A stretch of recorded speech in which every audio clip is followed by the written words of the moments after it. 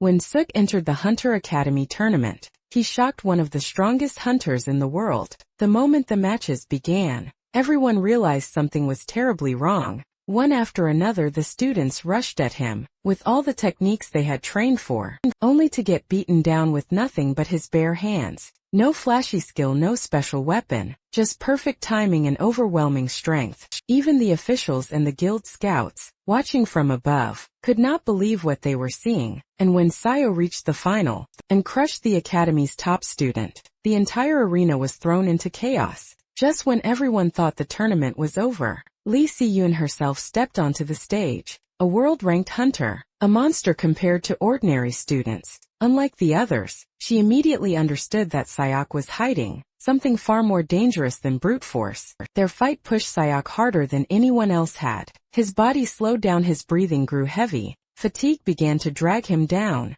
and that was when Sayok finally revealed the terrifying power he had kept hidden. He ignited his black flame, not to burn his enemy, but to burn the very concept of fatigue itself. In an instant his exhausted body came back to life, his speed returned, his power rose again, and for the first time even, Lee Si-yoon was forced to realize that the man standing before her was no normal rookie. So how did this guy become so strong? It all begins with our MC Hyun Sayok, narrating how he found himself in another world, which he is requested to save after 20 years. In this new world, he finds himself going up against the boss monster, alongside 3 of his colleagues, a saintess, a mage and a knight. The boss monster commends Sayok, telling him that he has put up a really good fight. For someone who is known to be a hero, Sayok teases him right back, saying he is not looking too good either. The boss monster can't take a joke, and this pisses him off really bad, and he lunges at Sayok with a powerful slash. However, Sayok blocks his attack with his spear, leaving a loud clashing sound.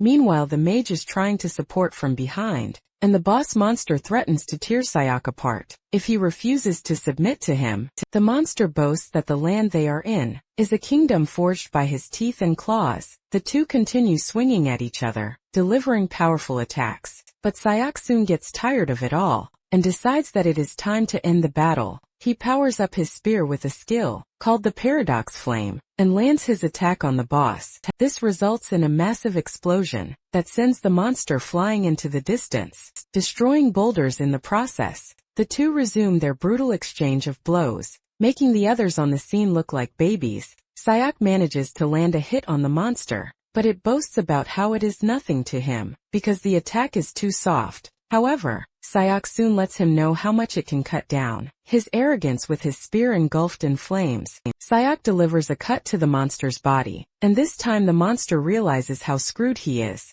He crashes to the ground, with the flames burning away his body. The monster commends Sayok, saying he never knew there would be someone strong enough to cut him down, and Sayok lets him know that he is not from their trash world. The boss doesn't believe this, as he assumes that Sayok is just saying nonsense. Nonetheless, he is convinced that his body will be absorbed into the land, and one day he will be resurrected. Suddenly he notices that he is being erased, and Sayok teases him, asking him if he finally understands the situation. Sayok tells him that the black flame burning him is his special ability, which he named Paradox Flame. He mentions that, unlike normal flames that burn using oxygen, it uses abstract concepts as fuel. Suk tells the monster that he might have been able to resurrect himself countless times in the future, but the flame that is currently burning him is going to prevent him from ever doing that again, because his existence is being erased. The boss monster then tries to mock Suk, telling him that he might have killed him, but he is never going to be remembered as the hero who saved the world,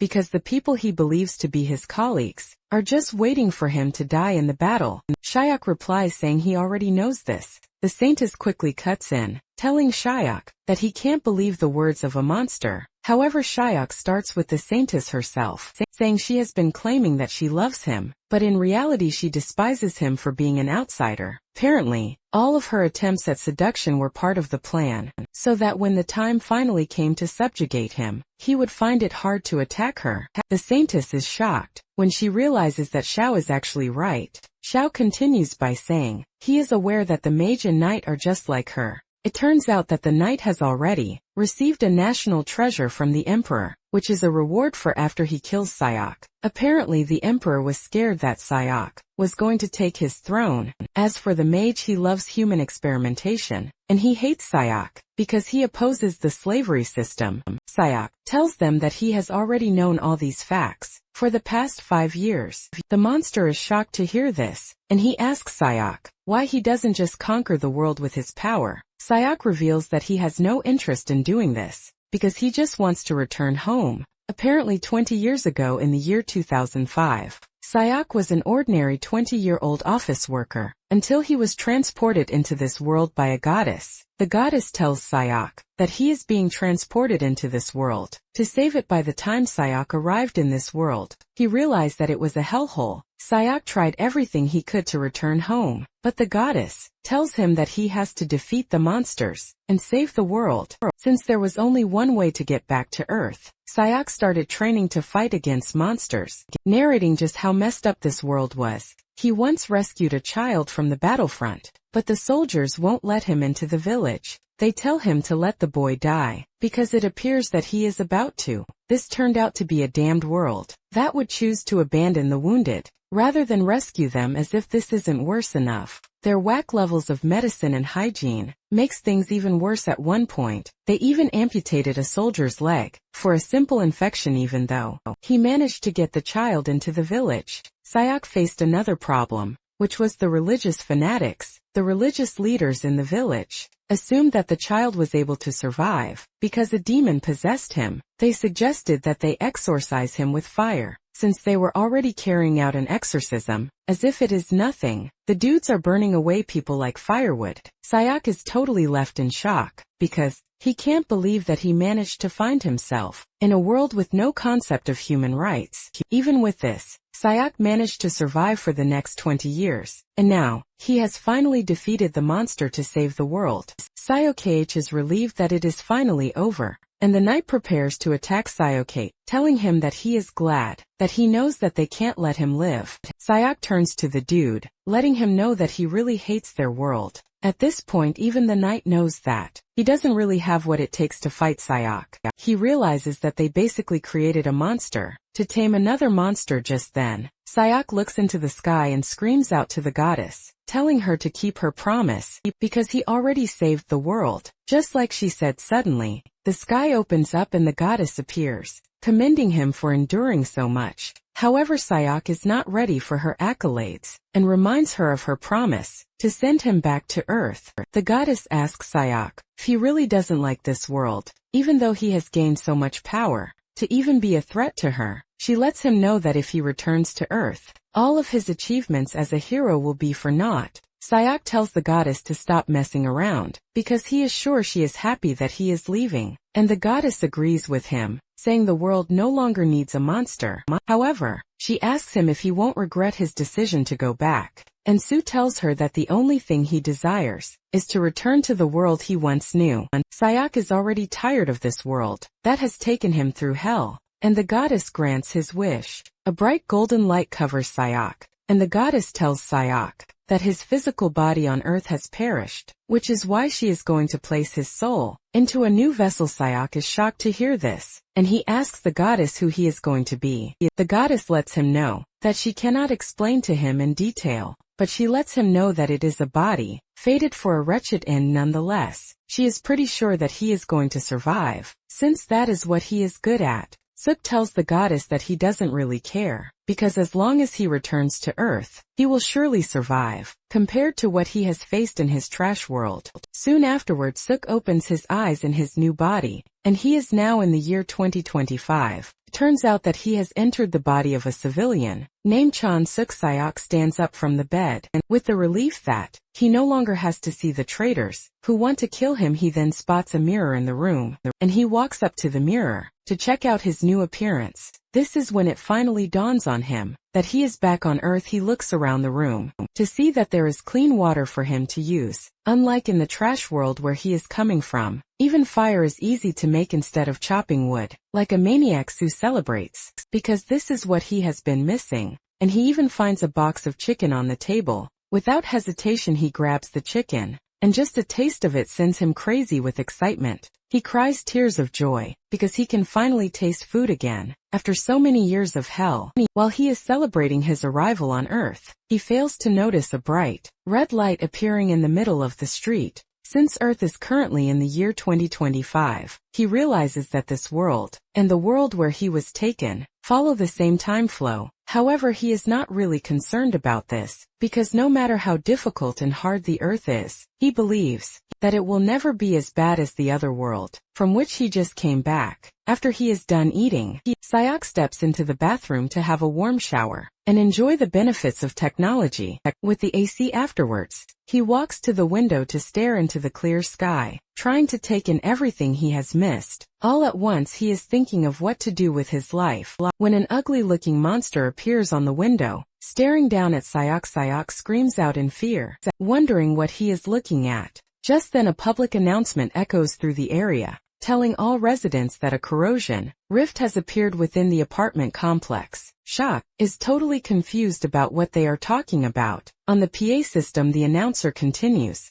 by urging all residents to evacuate to the underground shelter. With immediate effect, Suk remains startled until he notices that the entire window is now covered in monsters that are trying to get into the house. Sayok snaps into reality when the window breaks, and the monsters make their way into the building. Sayok makes a run for it, while wondering what the monsters are. As they chase after him, Sayok's smartness saves him, as he leaps through a window and hides on the ledge to wait for the monsters to pass by. Once they are gone, he climbs back and heaves a sigh of relief that he has finally lost the monsters. Suddenly he spots a kid in the distance, and he rushes over to the young lad, asking him what he is doing in such a dangerous place. He suggests that they rush back to the shelter, but the kid is more concerned about the monster that he saw earlier, because he is interested in killing it. He asks Sayok if he is interested in coming with him, and Sayok stares at him in disgust, wondering what the hell the dude is saying.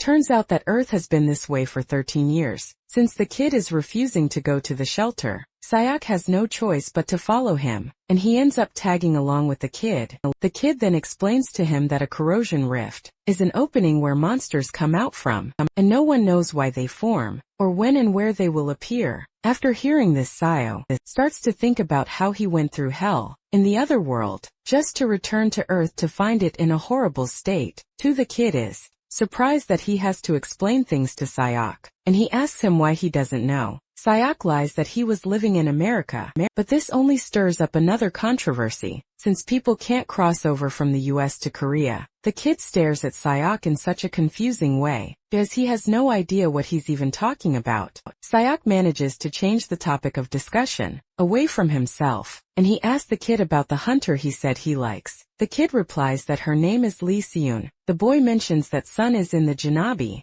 Guild and she is ranked 10th on Earth. Apparently her main weapon is a great sword, and she is currently in Share 1, dealing with a corrosion rift. With the way the boy is spilling everything he knows about Shu, Sayok can only heave a sigh of relief that he was able to change the topic away from himself. However, he still can't wrap his head around the fact that there is a normal human fighting a monster, just like the other world he came from. The dude is still counting out everything. Sayok needs to know when Sayok suddenly covers his mouth, telling him to stop yapping. They take a peek around the corner to see 5 monsters in the distance. However, Sayok is able to figure out that there is one monster hiding, which makes them 6 in total. Sayok is thankful that the body he found himself in has some level of physical strength, since he is used to fighting multiple enemies. Sayok thinks to himself that taking on the monsters is not going to be an issue. However, the problem is the kid with him, and just when he turns around to look at the dude, he is already shaking. Sayok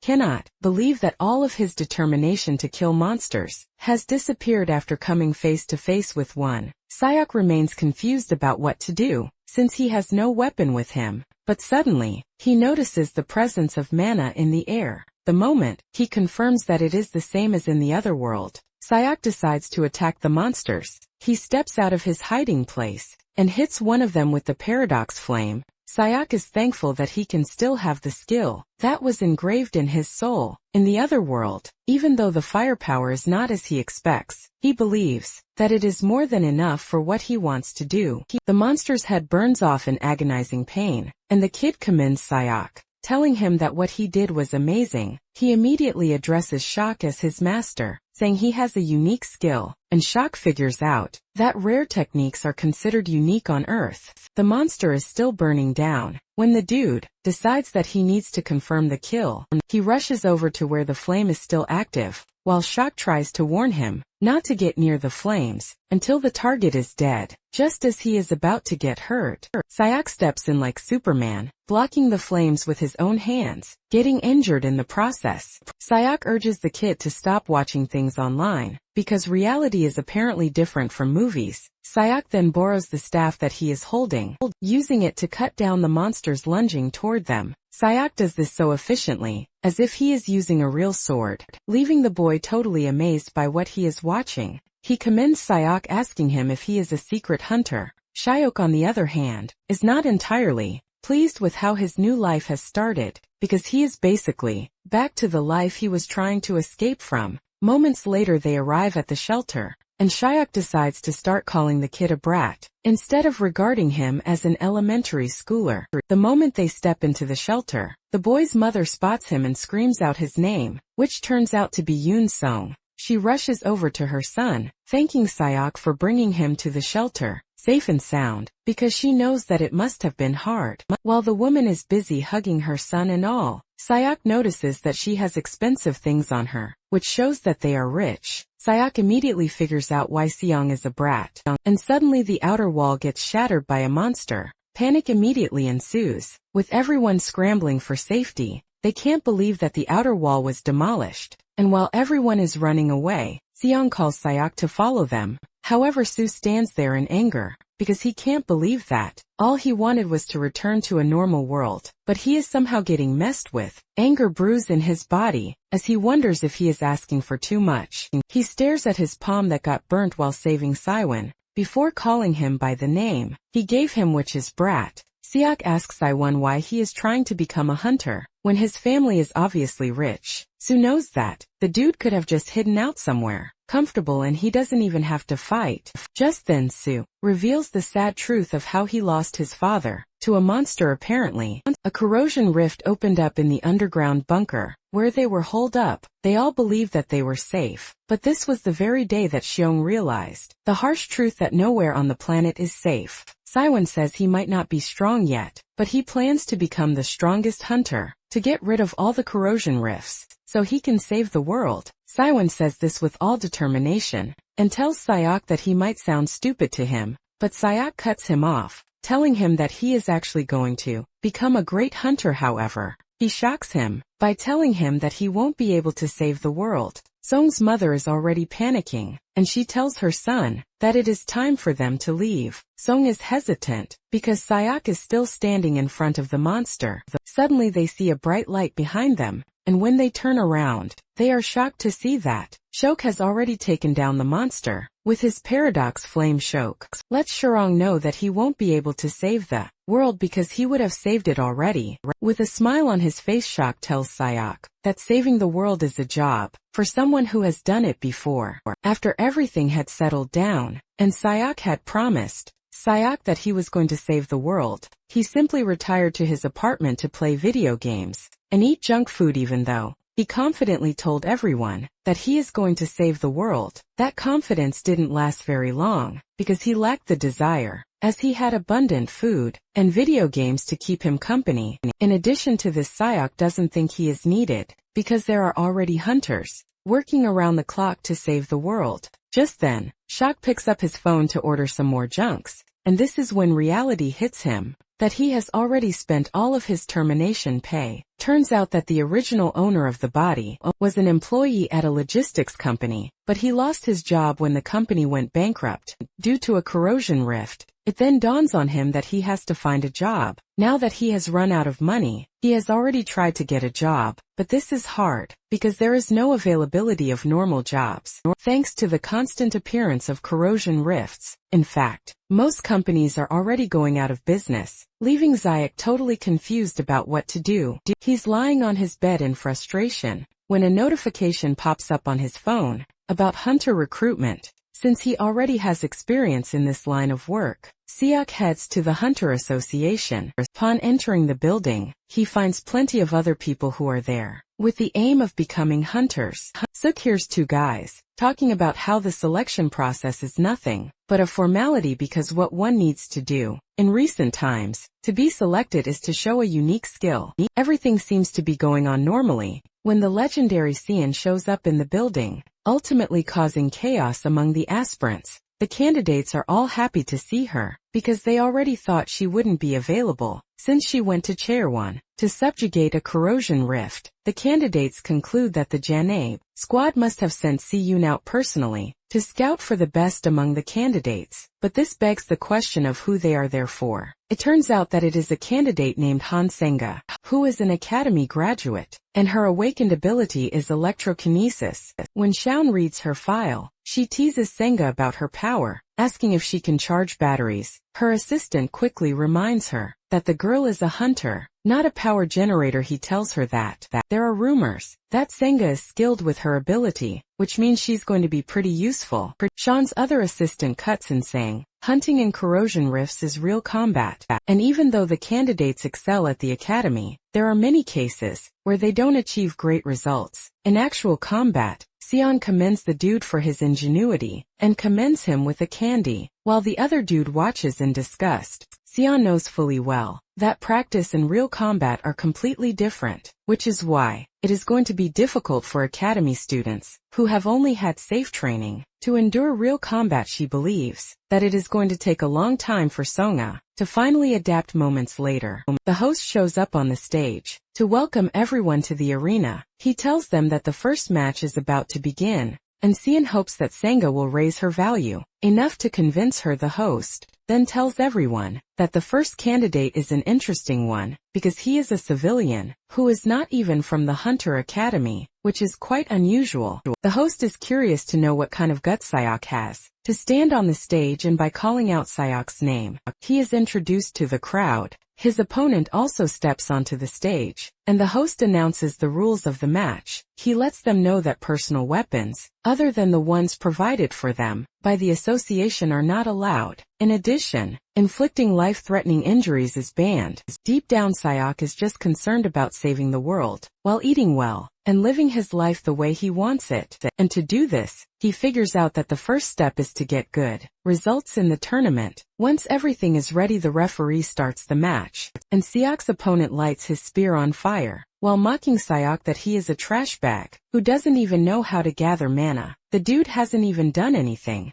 but he mocks Seok, telling him to consider his loss an honor. He dashes towards Seok, while boasting that he is the undefeated Spearmaster of the Hunter Academy. Just then the dude suddenly notices that he can't see where Seok is. Before he knows what is happening, Seok appears beside him and he punches him in the tummy, sending a wave of pain through his body. Seok doesn't stop there, as he delivers an uppercut to the dude's head. To knock him down, the dude crashes to his knees in pain, while missing a few teeth. Seok is surprised that the dude is already down on the ground, when he was even holding back, because he didn't want to hurt the guy. Seok just assumes that the dude is a beginner, which is why he is weak, because he doesn't want to believe that this is just how weak hunters are. Meanwhile, Siyun saw what Seok did and she was blown away. She immediately whips out her tablet to conduct a background check on Seok. She finds out that he was just a regular guy, working at a logistics company, and he doesn't even have mana in his body.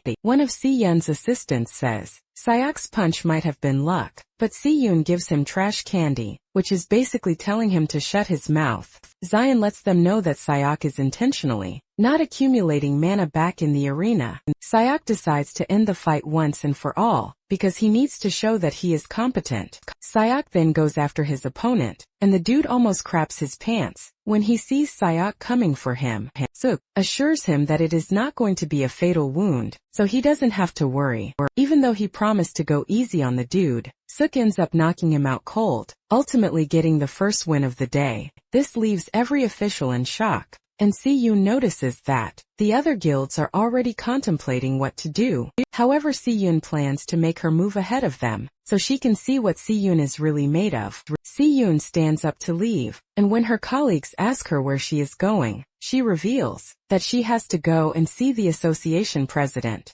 As the competition proceeds, Sayok continues to take down his opponents relatively easily. Sayok is disappointed at just how weak the supposedly new hunters are. He is not even using weapons against them, as he is busy beating them up with his bare fists. Sayok is ultimately disappointed in whatever it is they are teaching them in the Hunter Academy, because he hasn't even fought a single competent candidate soon afterwards. Sayok makes his way to the final, where he is going to go up against Senga. Everyone is relying on her to stop Sayok's dominant run. The moment Senga steps on the stage, Sayok commends her, saying she is the only one he has seen who has gathered the most mana out of everyone. Senga, on the other hand, tells Sayok that he has managed to get far by luck, but she lets him know that there will be no more flukes. Senga grabs her sword, saying she has figured out that Sayok has no unique skills, which is why he has been punching everything in front of him. However, she lets him know that she has no intention of going easy on him.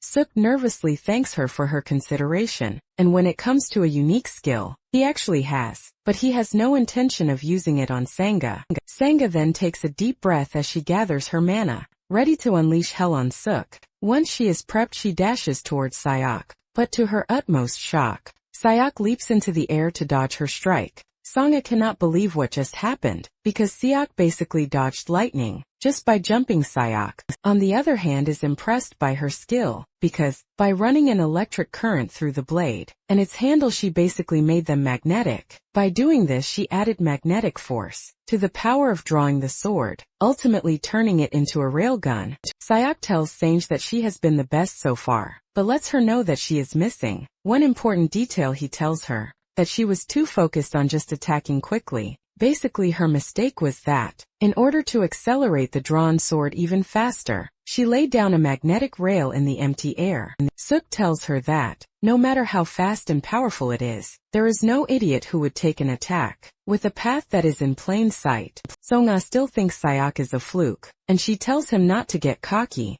because she can defeat people like him without even using the said technique. She dashes towards Sayok with another technique, but a slower one. Sayok easily runs past this, asking Senga if she is really dull, because he basically dodged her fastest technique, but she is trying to hit him with something even slower, trying not to lose to Sayok. Sonda unleashes a powerful technique to shatter the ground, and Sayok soon figures out that the girl is pushing herself to the limit. Sayok realizes that the girl will get wrecked if she continues that way. Sayok then decides to end the fight, saying they have had enough fun already. He teases her, telling her to raise her left hand if what he is about to do to her hurts. Before Senga can even react, shock has gotten to her, and he punches her in the midsection, ultimately disrupting her organs. While she is still trying to understand what is happening, Shock finishes the fight with another punch that sends her flying into the distance. Senga is knocked out, shocking everyone, because they never expected Sayok to overwhelm the top student of the academy. Sayok turns around to leave the stage, but suddenly notices that Senga is raising her left hand. Sayok remembers the joke he made when he told her to raise her left hand if it hurt, and he is surprised that she actually raised her hand. Before Sayok can leave, the referee gets an important update, and he quickly announces that the tournament schedule has been changed. He tells Sayok to take a short break, leaving Sayok totally confused, since the fight should have been over already. The referee then announces something shocking, revealing that Sayok and an active hunter are going to have a special match, leaving everyone shocked. It turns out that the active hunter has already been announced to the audience on the monitor, which is only available to them. The entire crowd goes crazy, and Sayok figures out that the hunter must be really skilled. This hunter turns out to be none other than Siwon, and Sayok wonders if she is there to test his abilities. Sian steps onto the stage with her great sword, telling Suk that she has to fight him, because there is no other way to confirm his skills. She introduces herself and the guild she is working for, while suggesting that Suk has a proper match with her. She lets Suk know that he is free to refuse the match, because it is too sudden. From a closer look, Sayok can see why Xian is ranked 10th in the world, because her composure and aura are something to behold, even though he knows that he is going to have a hard time dealing with Xian in his current body. Sayok doesn't mind, and he happily accepts the challenge.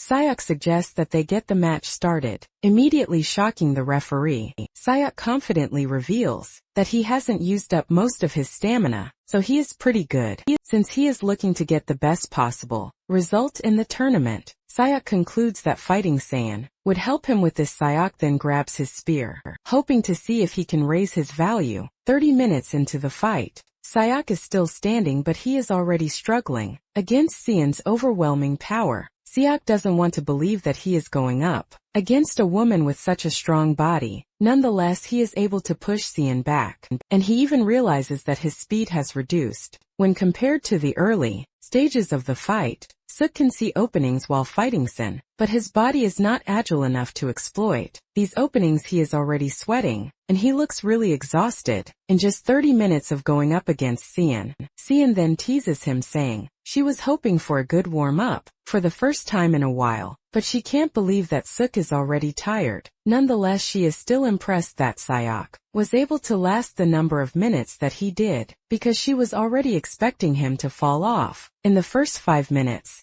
Saiyan then dashes towards Sayok, hoping to finish the match. With Saiyan running towards him, Sayok starts racking his brain on what to do. He realizes that he has no mana stored up, and even the mana in the air is sparse. Even though he was reluctant to use his unique skill, he realizes that he no longer has a choice, and just as Saiyan is about to reach him, he activates Paradox Flame. Thanks to this, he is able to dodge Saiyan's attack at the last minute. Saiyan is surprised, because she is pretty sure that she swung with so much power and accuracy that it should have been impossible for Sayok to dodge, but he managed to. She also notices a black flame burning on his body, leaving her curious shock. Smiles because he has just tapped into the power he trusts the most before returning to Earth. Basically, Paradox Flame doesn't burn matter unlike normal flames, and the flame also burns using the abstract concepts he has designated as fuel. As of the moment, Sayok can't burn concepts with high ignition points, like self-memory or reason, leaving him with one practical concept to burn, which is fatigue. Suk dashes towards Saiyan, and Saiyan can see that he has gotten even faster. Suk delivers a powerful strike that forces Saiyan to block really hard, and she is surprised that Suk was able to recover in such a short space of time. The fight between the two immediately erupts into another level as they cross weapons, leaving clashing sounds and light. Saiyan notices that the concentration of mana in the air keeps fluctuating between high and low, and it is weird because the arena settings haven't changed. Turns out Paradox Flame releases mana as it burns abstract concepts, just like fire releases heat when it burns matter. It is now left for Suk to use mana to ignite the Paradox Flame, and the Paradox Flame, in turn, burns his fatigue to generate more mana, resulting in an endless circle. The two continue going at each other, shattering the arena grounds with their powerful attacks, and this is thanks to Sayok's refusal to give up, because he is already used to a war of attrition. At some point, Saiyan asks him if he thinks he can keep this up, and Sayok assures her that he can. Sayok asks her if she likes guys who don't know how to quit, and Saiyan replies that she hates them. Just like how burnt trees leave ash as residue, turns out that Paradox Flame also leaves behind a residue if everything is later burned away, until only residue is left. Paradox Flame will finally disappear. After 4 hours of intense fighting, Saiyan finally gets to knock Sayok to the ground, and Saiyan commends him for holding out for so long. Once Saiyan is declared the winner, she brings out a big lollipop from her pocket and gives it to Sayok, telling him that it is a reward for his hard work. She lets him know that her business card is also with the lollipop. Suk checks out the card, and Saiyan tells him that they are going to talk about the details later. She urges him to give her a call in the meantime, and with the conclusion of the selection trials, Suk is called to the front to receive his award.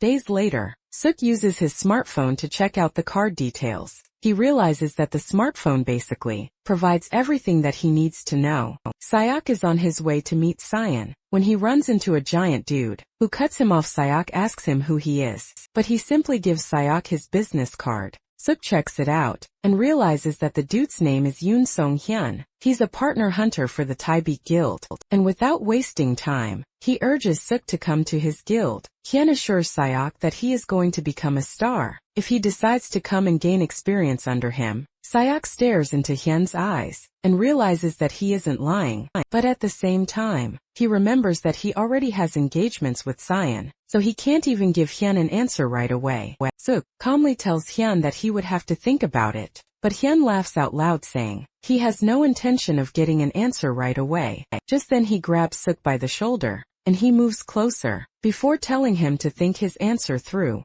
After pulling off this ridiculous stunt, he leaves, telling Sayok that he will be seeing him around. However, Sayok immediately concludes that Taebak is not part of his plan. Suk then puts a call through to Siwon, asking her where he should meet her. Siwon tells him to come to a place called The Hut, which is located on the second floor of the Hunter Association building. Moments later, Suk arrives at the hut, which appears to be a cafe. Upon entering, Sion calls him over to her table, and seeing Sayok's reaction, the lady asks him if there is something wrong. Sayok reveals that a huge guy who goes by the name Hyun tried to recruit him. Sion is surprised that Hyun showed interest in Sayok, and she lets him know that the other guilds would not dare to make an offer. Again, Sayok asks Sion if this applies to Janabi too. Sion then reveals something shocking, telling Sayok that she has no interest in recruiting him, leaving Sayok to ask her why she would like to meet him. Sion tells Sayok that she would like him to work as a freelancer, without being affiliated to any guild.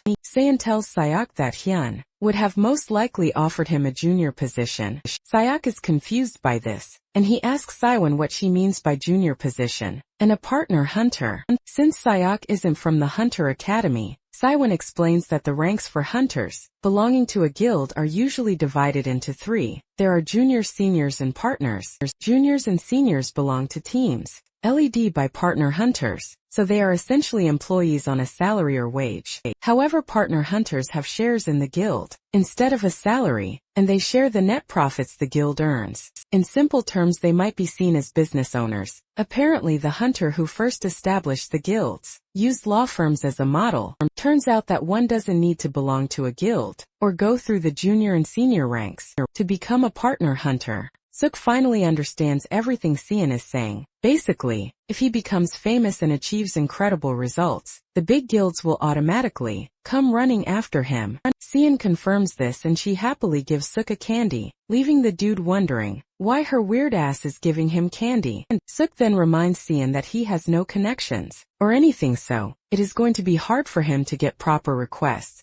Sion tells Suk that she is going to help him with this aspect without charging him anything. Shok is surprised but at the same time understands why Xian would go to this length to help him out. Xian tells Shok that she just wants him to remember in the future that there was a guild called Janabi that helped him out when he was still unknown. In simple terms, Sayan is helping Sayok so he can owe her. Sayan then gives Sayok an envelope, telling him that it is his choice to carry out the mission. In it or not, Sayok asks her what it is, and she reveals that it is a request from Incheon City. Apparently there is a place called Jayadongo Island, where a corrosion zone formed 2 years ago, after a failed attempt to eliminate a corrosion rift. Sayok asks if it is his job to get rid of the rift, but Sean tells him that his job is to patrol the island, and if any additional corrosion rifts appear, he is to take care of them. The mission is going to start in a month's time, and Sayok is getting paid 5 million up front, with an additional 15 million if the mission is successful. Sayok tells Siwon that the pay is not enticing, considering the fact that the job is highly risky. Siwon tells Sayok to get stronger and become famous, so that more money will be offered for his services. Siwon then asks him what his decision is, and just as expected he takes the request. Later on, Siwon puts a call through to her boss to tell him just how crazy Sayok is. Her boss asks her who he is, and she explains that he is a civilian who cleared the selection trials with his bare hands. The boss doesn't think this is something too crazy, but Sion lets her boss know that Sayok practically lasted 4 hours against her. Even with this, the boss still thinks Sayok lasted that long, because Sion was messing around with him. Sion then reminds her boss that she is a veteran hunter, with 10 years of experience, and all of her experience has been built upon surviving hellish places. She mentions that in normal cases, she should be able to toy with Sayok, but he gave her a run for her money by lasting for 4 hours. Shaun admits just how incredible Sayok is, saying she might never get to see another monster like him. Her boss is tired of hearing her glaze Sayok, and asks her if the mission she gave to Sayok didn't require hunters with prior mission experience. The man is worried that Sayok might not be able to cope with veteran hunters, even though he is pretty skilled. Xian then tells her boss not to worry, because she already paired Sayok with someone reliable. Sangha the boss decides to trust Saiwen's judgment, because she is the brain of the operation in the guild. The boss then asks Saiwen what she thinks Sayok would be like when he reaches her level, and Saiwen confidently tells her boss that Sayok would be able to take him down. As well, 1 month earlier, Sayok received an order for a spear and an elixir in his apartment. The elixir is a potion that hunters use in emergencies, and it contains condensed mana, which is really helpful when mana is urgently needed. When it comes to handling mana, it is similar to drinking water from a water purifier. One can control mana in the atmosphere, store it in the body, and even use it when needed. The elixir in his hand allows him to do this in a short period of time.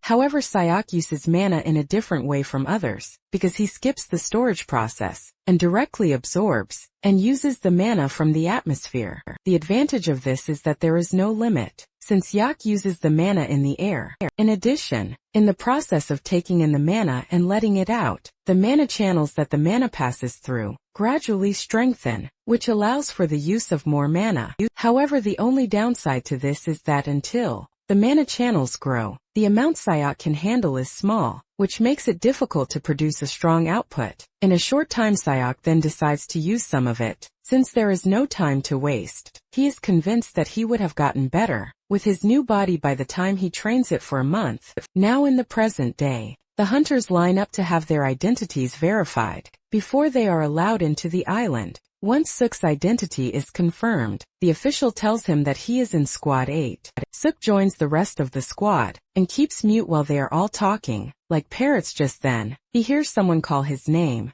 and when he looks up he realizes that it is Sangha. She is wearing an armless shirt, and there is a scar that runs through her shoulder. Turns out that they are in the same squad, and Sangha suggests that they work together on the mission. Sayok asks her why he should agree to work with her, and she reminds him that he is stronger than her. Because of this, she believes that she can learn from Suk, and Suk teases her saying his shoulder is about to fall off from excessive blushing. Songha's inability to take a joke comes in again, as she asks Suk if his shoulders dislocate often. Suk remembers just the same way. She literally raised her hand during their match, which shows just how much she lacks a sense of humor. Moments later, the squad is called together, and the official briefs them on the mission objective. Since they have new hunters among them, which is clearly Sayaki mentions that corrosion rifts are classified as Class 1, Class 2, Class 3 and unclassified. The closer a rift is to Class 1, the more dangerous it is. He adds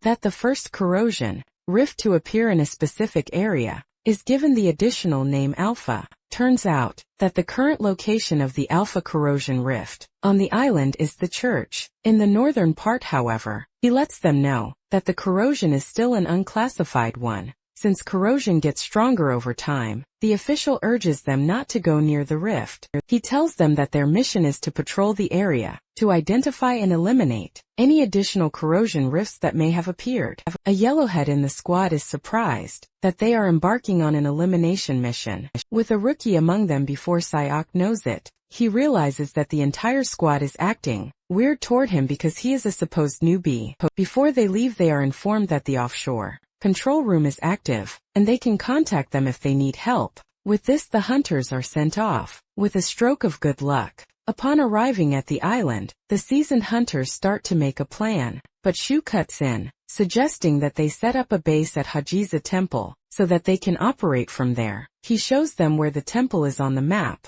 but the seasoned hunters can't believe that they are being given instructions by a freaking rookie. In addition, they want to know why he is going to the temple, and Sayok explains that from the temple, one can see their target area. In addition, they get to see the entire region directly from the peak. He mentions that the old temple building is also available. so they can just use this for lodging, which is basically the obvious thing that they have to do. The seasoned hunters immediately start screaming at him, telling him that there are several other places that they can stay. One even asks him what they are supposed to do when they are surrounded. After needlessly climbing a mountain, Suk reminds them that they are not fighting thousands of enemies, so there is no way they are going to get surrounded. Even though Sayok is trying to convince them, the hunters let him know that they have no reason to follow his orders. Since he is seriously inexperienced, Sayok is left in shock that there are also idiots back on Earth, just like in the other world. Since they have no interest in following him, Sayok suggests that they go their separate ways. Sayok makes his move and dashes towards the temple, with Senga following him. Surprisingly, the yellow head from earlier is also following them, leaving Sayok to wonder why the dude is following them. Sayok calls the dude's name, which is Kim Minja, asking him why he is following them. Minja boasts about how he is following them to keep an eye on them because they are rookies. Sayok thanks Minja for his consideration, because he is surprised that there is at least one decent person on the squad. Suddenly Sayok comes to a complete halt, telling the other two to also stop. He tells them to be quiet, and he urges Minya to take a peek behind the cover. To his surprise, there are monsters in the pathway, and he immediately suggests that they take another path, because there are at least 50 monsters in front of them. Sayok then asks Minya what his unique skill is. This question baffles Minya, because he doesn't want to believe that Sayok is planning to fight the monsters. Shok asks him if it is not the normal thing for a hunter to fight a monster, and he repeats the question, asking him about his unique skill. Minya replies that it is flames, and he asks him what skill he is most confident in, to which Minya reveals that it is fireball. Sayok is glad to hear this, and he tells Minya that he is going to attack the monsters. On his signal, Minya protests against this, saying the whole thing is reckless, because there are just 3 of them, and they have to go up against 50 of them. He adds that it is their first mission, and the right thing to do is to radio the other hunters when they still have the chance to do so. Shio suddenly replies that the hunters won't arrive on time, because unlike them, who departed directly from Waiwasa Temple, the other hunters are currently searching along the coast. Shoek mentions that it is reckless to call in the other hunters, because there is no guarantee that the hunters who hear the radio will even show up. In addition, the monsters can become a threat to the other hunters if they scatter while they wait. Deep down, Ninja knows that Shrek is right, because the other hunters might not come immediately, because they already had a conflict earlier that day. Siak lets him know that the only option is to deal with the monsters themselves, even though the situation appears to be disadvantageous. Siak tells them that what they need to do is land a surprise attack. Since they are running out of time, Siak starts to draw out the plan in the sand. He tells Minya that he will be the first to attack the center with a fireball, while he blocks the sides from the plan Siak is making. Mingja is completely blown away, because he can't believe Siak is anticipating every scenario, as if he is already used to things like this. Once Siak is done explaining, Mingja swings into action, and he hits the monsters with a fireball. This leaves a big explosion, consuming the monsters that are hit. Minya pulls back, saying it is going to take time before he can use another fireball. Siak steps up to continue the attack, and he tells Minya to shoot another fireball. As soon as it is ready, Minya acknowledges the order, and Siak takes on the enemies unaffected by the fire, cutting them down like butter. Since Siak is one who prefers efficiency on a mission, he has always believed in dividing roles. He plans to take on the monsters until the next fireball is ready, but he knows for sure that he can't block all of them by himself. This is basically why it is important that they divide roles. Any monster that misses Siak's strike gets taken down by Senga, who is standing behind. Moments later, Minja tells Siak that he is ready to shoot another fireball, and Siak immediately gets out of the way, giving Minja the chance to land another devastating blow on the enemies. In no time they have cleared out the enemies, and Suk is still complimenting them for a job well done when Minja pulls out a gun, shocking Suk before they can suffer a heart attack. Minja urges them to step aside, and Siak heaves a sigh of relief, because he already thought Minja was about to shoot his arse. Siak then implants a microchip into a dead monster, revealing that once the mission is over and the area is secured, the junk dealer he has a contract with will come and collect the bodies. Shiok has no idea what the dude means by junk dealer, and Minya reveals that it is hard for them to recover the byproducts from the corpses themselves, because they are obviously heavy. Tagging them with chips gives the junk dealers the right to come over, after the mission is over, to collect anything that is valuable. Once they have collected everything, they appraise the items, sell them and then split the profits. The junk dealers take their commission, based on the contract, and the rest goes back to the hunter, who implanted the chip. Suk asks Minja if he can trust the junk dealers, and he replies that this is why it is important to find a good junk dealer. To sign a contract with Minja then commends Suk, telling him that he was amazing, because he never expected that the three of them could take on the 50 monsters. Suddenly, Suk's tingling senses tell him that something is wrong.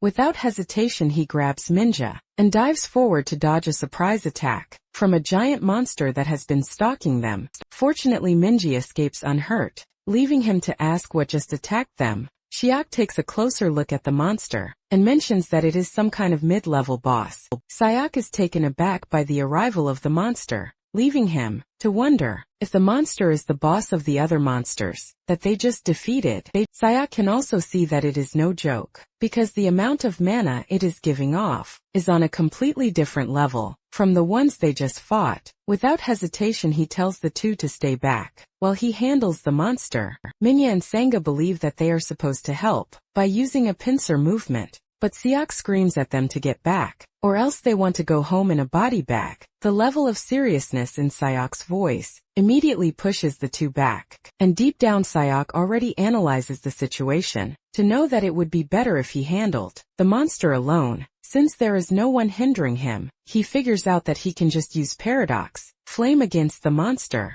Once Siak is ready he taunts the monster, telling it to come at him. Moments later, Minja asks Songa if they are not going to help Siak, because he looks like he is in trouble. Sunga lets him know that there is no need for this, because it might look like Siak is in trouble, but he hasn't been hit even once since the fight started. In addition to this, the attacks that Siak is dodging easily are something she would have struggled against. Siak is basically dodging and attacking at the same time. Songa also notices that anytime Siak's spear lands, an attack a black flame appears each time, leaving Songa to wonder what it is. The more the flame output is, the slower the monster gets. In the beginning it appeared that Siak was struggling, but it turns out that he is basically toying with the monster. Songa is totally blown away, because she doesn't want to believe that Siak is a rookie hunter like her. After Siak is done toying with the monster, he does something surprising by throwing his spear into the air. While the monster dashes toward him at full speed, Sunga freaks out, believing that the monster is going to strike him down.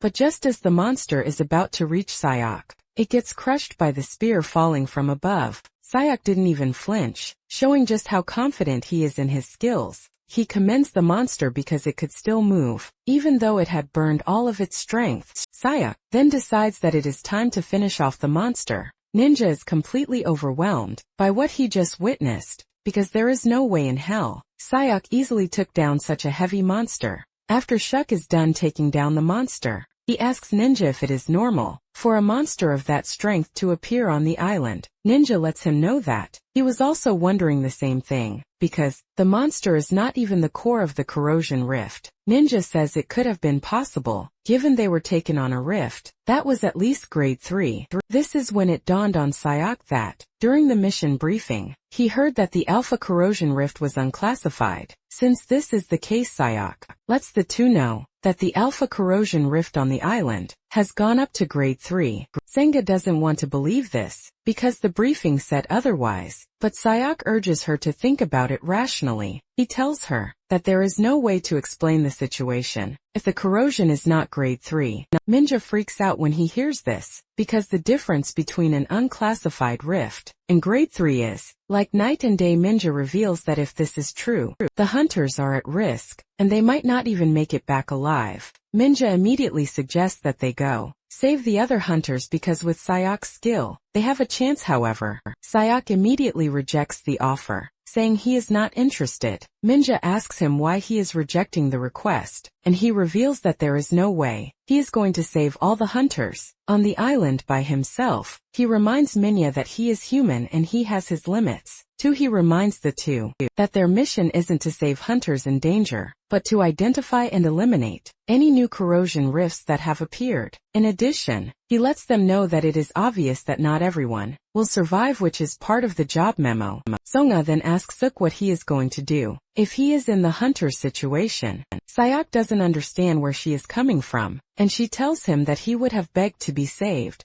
And with a stern voice, Seok lets them know that he is not refusing this, because he doesn't understand human emotions. He lets them know that he is only talking about the outcome, because in this world, there are deaths that are unavoidable. He tells them that once faced with deaths like this, it is normal for one to just die. Sayok urges them not to operate with emotions, because they are not going to survive in a cruel world with their kind of mindset. Later that night they make it to the temple, and after searching through the temple, Sayok tells the two that the building is safe. Minya then says it is a good thing that they can see the other hunters' locations because of their lights. However, Shok is not entirely in support of this, because using lights is a clear invitation for the enemy. He knows that the monsters will be able to handle regular monsters, but he is worried that a stronger monster, just like before, might appear again. Sayok then decides to send out a warning, telling the hunters that there is a possibility that the rift has become a grade 3. He urges them to refrain from using lights recklessly, because it can put them in danger.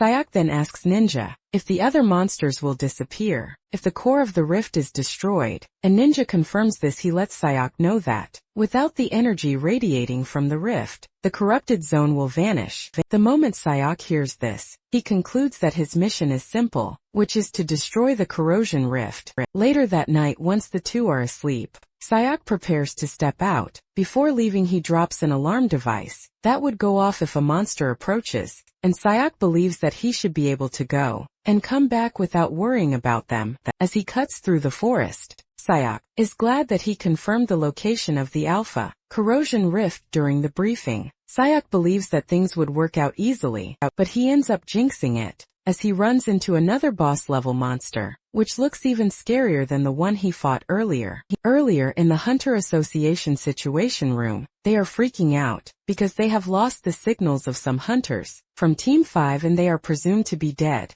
As if this isn't enough, there are reports that the monsters are moving in an organized fashion, and there is already a confirmed casualty in Team 3. The team leader screams out in frustration, wondering what the problem is, because the fighters are supposed to be investigating an unclassified corrosion rift. In panic, the team leader declares an emergency, telling the higher UPS that they are going to need reinforcements. He demands that they activate the emergency contact network and send out an urgent request for cooperation to all hunters in the vicinity, and they are in the process of this when he is informed that someone is approaching the Alpha corrosion rift. The team leader freaks out when he hears this, and he tells his subordinates to contact whoever it is and tell them to stop. One of the officials gets the report that the hunter heading toward the Alpha corrosion is Sayok from Team 8. The team leader orders that they connect to Sayok's terminal to immediately confirm that he is alive. The team leader is surprised that Sayok is the first to understand the situation, because a rift upgrade is an unprecedented event. He figures out that since Sayok is the only one heading to the Alpha corrosion, it basically shows that he is the only one with an answer.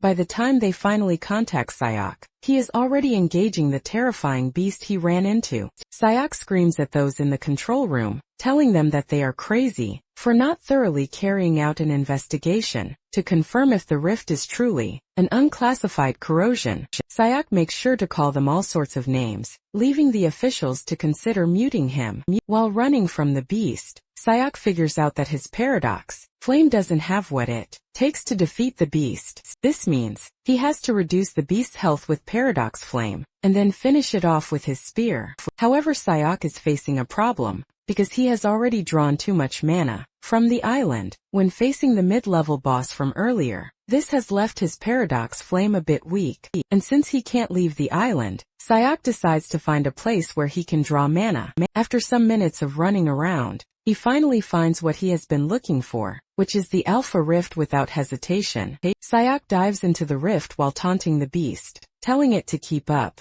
because there is something he needs to confirm. Back in the Situation Room, they are shocked when Sue's GPS signal suddenly vanishes, and they figure out that he has entered the Alpha Corrosion Rift once he is in the rift. Shok expresses his surprise at how clean the rift is. In addition, it is quite big, and Shok wonders just how big the Grade 1 and Grade 2 rifts are going to be, if the unclassified one is this big. Just then the boss monster shows up on the scene, and Shok figures out that it is time to end their battle. Shok has always had one issue with Paradox Flame, and this is the fact that it spreads to every living being except him. The flame is capable of taking out an ally, and sometimes it even reaches a level that he can no longer control. This is the only disadvantage that the skill has, but if he is fighting alone, it is not much of a disadvantage, because he gets to fight whichever way he wants. Sayok swings his weapon at the monster, unleashing a big wave of flame on it, while also absorbing mana into every corner of his body. This widens his mana pathways, making him even stronger. And a deep breath of this shows Sayok what he has been missing so far.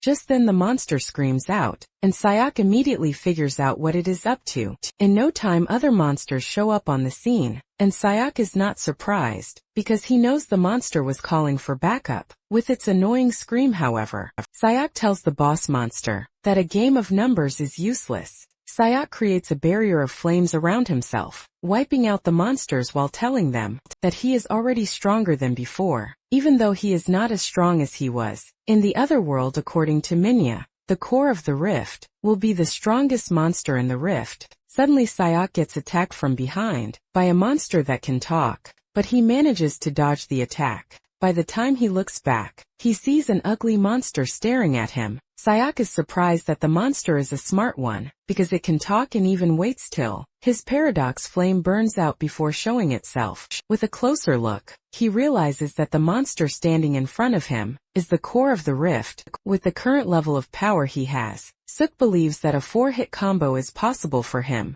and without hesitation he makes his move. He throws his spear at the monster, but it blocks it with his spear. However, the force from the spear keeps pressing down on the sword, and Shok activates a skill called Dual Orbit Spear. Suddenly the spear releases a massive energy blast that breaks through the monster's spear before penetrating its body, unleashing a devastating blast to destroy the monster's body. Turns out that the Dual Orbit Spear is a blue trajectory that is generated following the path of his attack. This trajectory mimics the first strike, but repeats it 4 times. It is basically a technique that repeats 4 consecutive attacks, and if the blue trajectory attacks a bit late, it completes a tricky 2-part spear round that is absolutely difficult to dodge. At this point, the monster is already leaping towards Suk, ready to strike him down. However, this turns out to be its mistake. As the spear closes in at the right time, Suk grabs the spear, delivering a powerful strike to cut the monster, before unleashing the final strike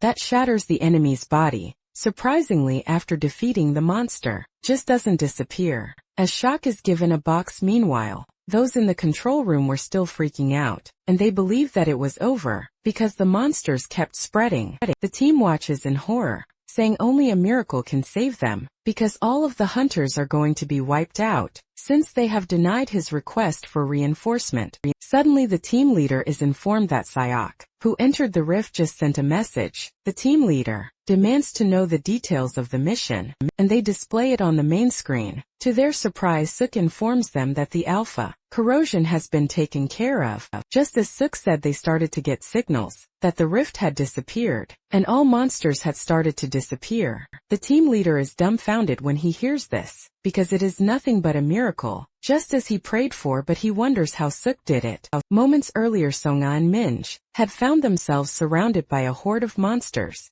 With Sayok nowhere to be found, Minj asks Songa if there is a chance that they are even going to make it out alive. Songa realizes that the dude is already at his limit, and even she doesn't know how long she can hold on. Either one of the monsters lunges at them, and Songa prepares to engage, but realizes a grim truth. She realizes that she is already at her limit, and her legs won't even move. Songa closes her eyes as she waits for death to come. In a surprising turn of events, Sayak defeated the core at that very moment, and the monsters started to disappear. Later on, Sayak arrives at the island hunter assembly point, and realizes that there are a lot of injured people. He figures out that the corrosion creatures went on a rampage while he was gone. The other hunters, who were not ready to work with Sayak before, already got the news that he was the one who took down the rift by himself. They are all shocked and in disbelief, because a grade 3 rift is not something a rookie can just take on.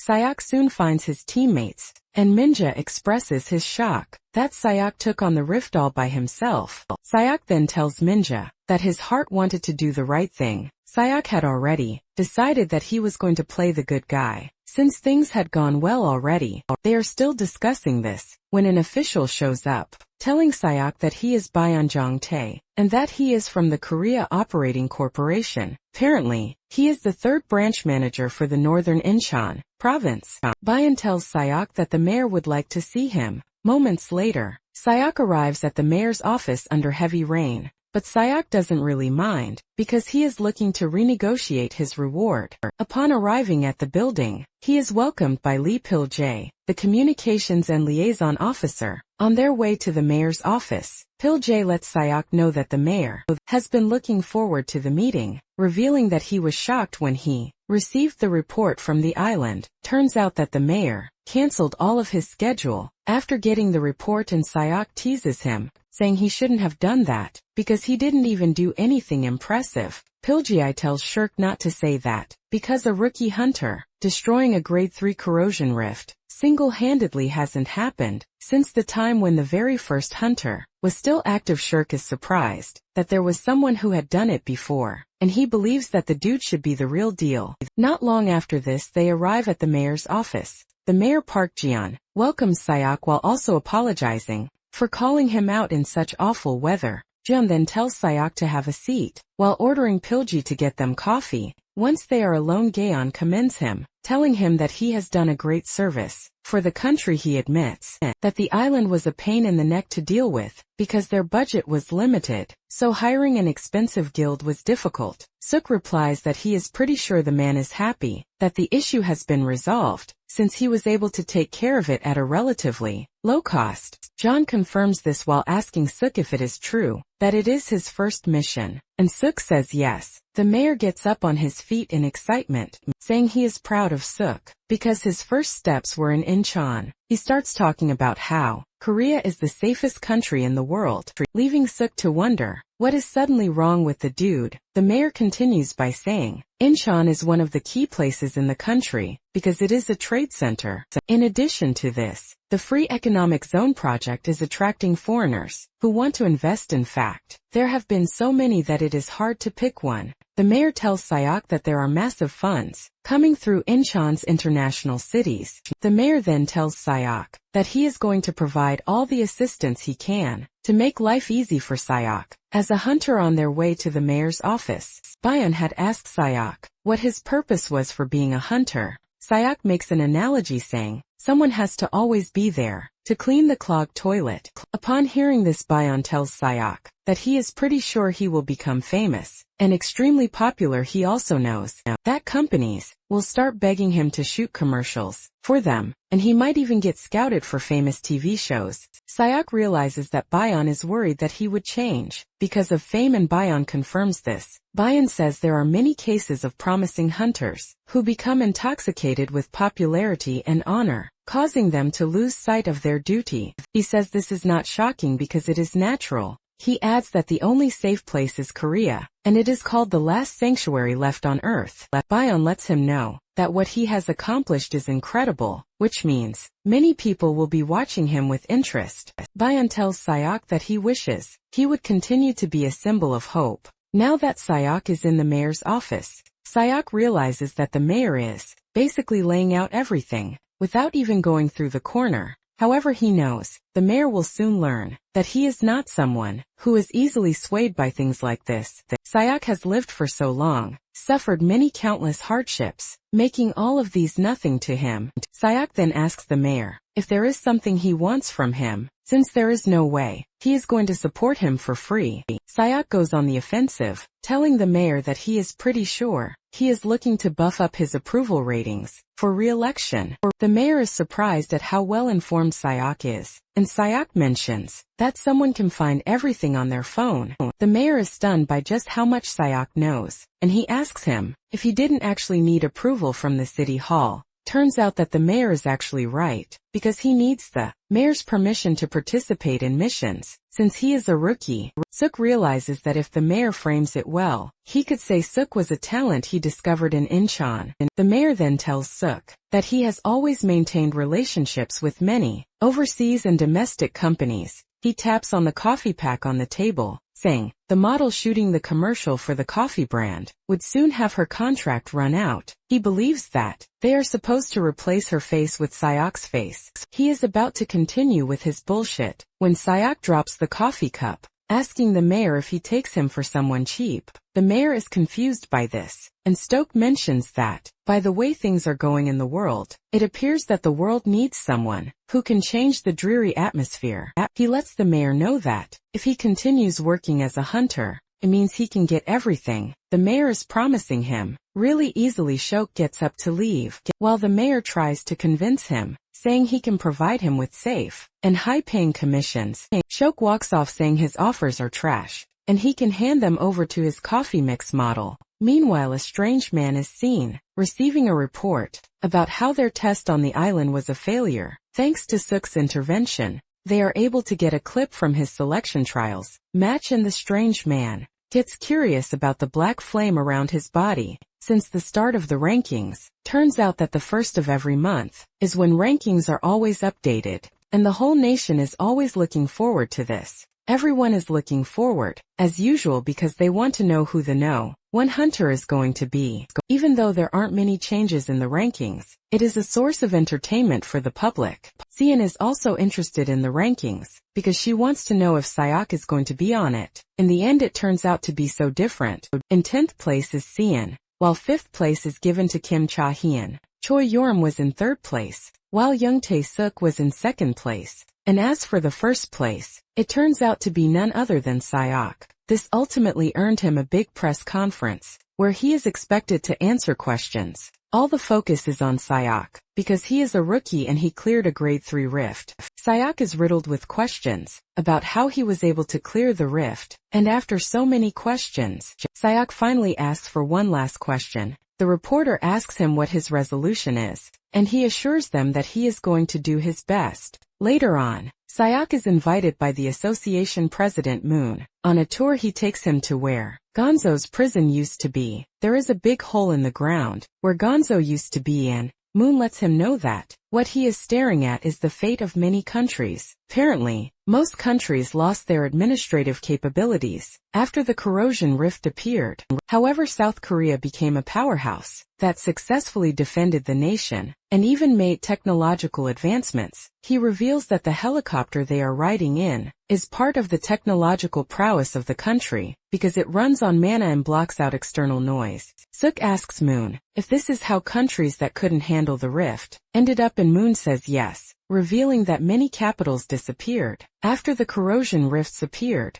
Moon suggests that they take a closer look, and as they move closer to the crater, he mentions that there were 8 most dangerous corrosion rifts in the world, and the Gonzales prison is one of them. Turns out that the Gonzales prison was formed 13 years ago, spreading into the city without any signs or warnings. Even though some survived, they still got swept away, because the entire area had already turned into a corrosion zone. In a matter of days, the entire city vanished without a trace. As they leave the scene, Moon lets Sayok know that the power in the world hasn't changed that much, but central powers have weakened. Deep down, Sayok is glad that he is learning all of this information, but at the same time he doesn't understand why he has to come to the scene to know them. Moon then reveals that Hyun from Taebeat came to see him some days ago, and it appears that he is mad that Sayok is not joining his guild. In fact, he asked for Sayok's whereabouts, but Moon assures Sayok that he didn't give him, since it is obviously personal information. Moon tells Sayok that the Taibeak Guild has an ideology that revolves around survival of the fittest, and if Sayok doesn't do what they want, they might want to subdue him with force.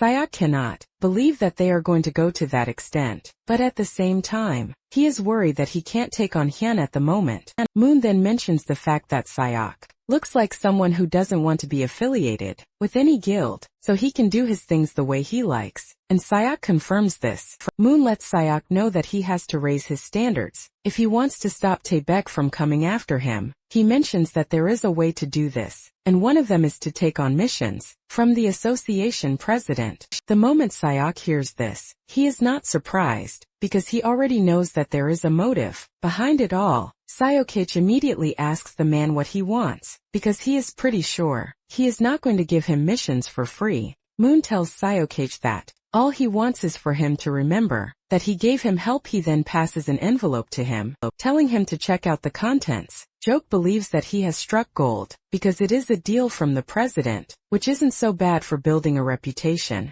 Shock asks the man what he is supposed to do, and the man reveals that he is expected to escort a cargo ship from Busan to Nanning City. He mentions that transportation isn't easy, thanks to the corrosion rifts appearing everywhere.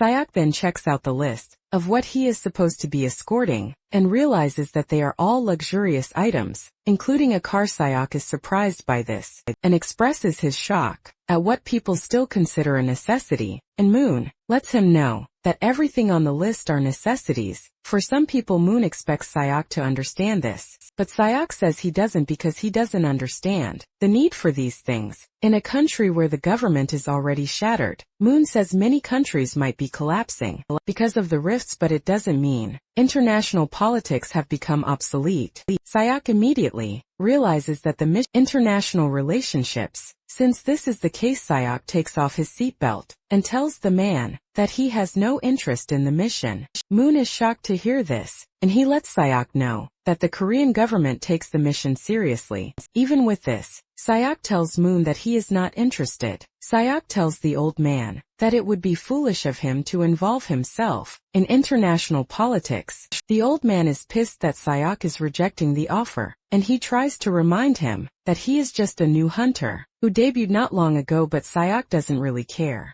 As he throws the mission papers out of the helicopter, Suk also opens the door, thanking the old man for the ride, but lets him know that he is going to swim back to Seoul himself. Without hesitation, Suk dives out of the chopper and lands in the water below, leaving the man totally shocked. Later on, Sayok emerges at the ancient airport, and he casually climbs out of the water. He finds a port worker, and the two casually exchange greetings, like it was nothing. Since he might get threatened in the future, Sayok decides that the first thing he has to do is to strengthen himself. He plans to do this by taking on the trickiest missions, so he can become a big shot who would not be swayed by anyone again. Sayo looks through his phone, and soon finds a mission that looks like what he wants. This is a mission to rescue kidnapped victims on Tsushima Island, and the estimated rank is grade 2. Sayok then takes a deep breath, with the realization that he is going to be busy for a while. Apparently, on September 3rd, fishermen from Jeoj Island and Tongyeong set out to sea, but the sea was different from usual, because corrosion creatures that nested on Tsushima Island appeared and kidnapped the fishermen, as if hunting them. According to the words of a survivor who barely escaped, the captured fishermen are still alive. The mission requires that Sayok go to Tsushima Island to rescue the captured hostages and eliminate the corrosion rift. As for the reward, it is 55 million won, and Sayok knows that the whole money will be his if he handles the mission alone. In addition to this, he is going to be called a hero if he can pull it off solo. Even though it is worth the challenge, Sayok remembers what they said about grades and the creatures residing in them. It is said that a grade 3 corrosion rift has the destructive power of a tank, but a grade 2 corrosion rift creature is a natural disaster level. As for grade 1, the whole country would have to mobilize to try to subdue a single corrosion creature. He knows that he was able to handle the grade 3 rift because of Paradox Flame, but he wonders if he can withstand grade 2 by himself. To be safe, he figures out that he might need someone useful but the problem is to find someone who is ready to take a civilian's request. He wonders if there is really no one who can. But suddenly it dawns on him that there is someone who can. Soon afterwards, Suk and his partner, who is no one other than Sanga, boards a ship heading to their target destination. Songa asks him when they are going to reach their destination, and he replies that they have about an hour. He urges her to replenish her stamina before they get there, because the battle is going to be tougher than the last time. While Sayak is busy saying all of these, Songa is more curious about the metal pad on his shoulder. She asks him about it because with the look of it, it appears that it is a limited edition, leaving her to wonder how he got it. Suk is tired of hearing the girl talk, and he is forced to tell her that the junk dealer he contracted with was the one who gave him as a gift. Sunga is surprised by this, because the place she contracted with didn't even give her anything useful. Suk teases her, telling her that the level of expectation is different, because he is a rising prospect, who handled a grade 3 corrosion rift by himself, unlike her who is just a shitty rookie, with nothing but the title of Academy valedictorian. Sayak notices the cold expression on her face, and knows that she is wronged by his statement, but he uses this to tell her to get stronger, and become famous to avoid further insult. Some days earlier Sayak had reached out to Sanga to tell her that he needed a teammate. Sanga was initially hesitant, because they almost died in a grade 3 rift, and Sayak is suggesting that they take on a grade 2 rift. Sayak is able to convince her by asking her if she is interested in getting stronger. He assured her that he could make her stronger than she currently is. Turns out that Sanga even has a personal reason as to why she wants to get stronger, and she would even jump into hell itself if it means getting stronger. Moments later the alarm on the ship goes off, warning them that there is an unidentified object ahead. In no time they come into contact with 5 ships. Sayak is still trying to figure out their next course of action when he sees Sanga levitating, leaving him shocked. Sanga is surprised that Sayak can't do this, and she turns red in excitement, because she has finally found something Sayak can't do. She laughs out loud, making fun of Sayak for not being able to do this. To easily move, Songa is forced to carry Sayak on her back, and once they are closer to the ships, Sayak tells Songa to handle the closest ship. Songa asks him why, and he reveals that the ones in the back appear to be more dangerous than the ones close to them. Sanga acknowledges the order, but as she approaches the ship, she notices a human figure, but Suk tells her to look again, because what she is looking at is not human. Sayak takes on the ship he wants to clear out, and just as predicted, he finds transformed humans on the ship. These humans have lost their humanity, and have totally become aggressive. Sanga lands on the ship roughly, ultimately calling attention to herself. The monsters attack, and Sayak easily takes out the first wave. With this he realizes that they are low-level monsters. He expects Songa to be going out gently too, but to his surprise, Songa is using her full power against the weak monsters. Sayak immediately calls her name to caution her, telling her that she is using too much mana. He lets her know that if she continues that way, she is going to run out of mana in no time. He tells her that all she needs for the current level is a small amount of mana, and Songa remembers what Suk said about teaching her to become stronger. Following Suk's instruction, Songa reduces the amount of firepower she is using, but Suk still lets her know that it is still too much. Since the life of the weak is a tragedy, Songa has decided that she will never be a weakling. Again, while tearing down the enemies, Songa confidently reiterates her desire to become even stronger. Moments later, Sanga is done clearing out the monsters, and she asks Sayak if it is over. Sayak lets her know that he already took care of the other boats. Sanga reluctantly thanks Sayak, telling him that she gained a lot from the advice he gave her. Sayak teases her, saying she doesn't have to thank him, because the world is filled with people who would not learn even if he spoon-fed them. Sanga comes clean, saying this is the first time someone has advised her, and Sayak is shocked by this. He asks her what she was being taught in the academy, and she reveals that, since she learned everything quickly, they didn't bother to teach her fundamentals. Sayak then teases her, asking her if she doesn't think she's going to be stronger than him if he continues to teach her the way he is. With tears in her eyes she tells Shock that she hasn't been able to surpass even a single teacher shock, is surprised to see the girl in such an emotional state, and he casually tells her that she doesn't have to worry about this, because it is not going to happen with him, since he is going to make sure that she continues looking up to him for the rest of her life. As they are about to dive deeper,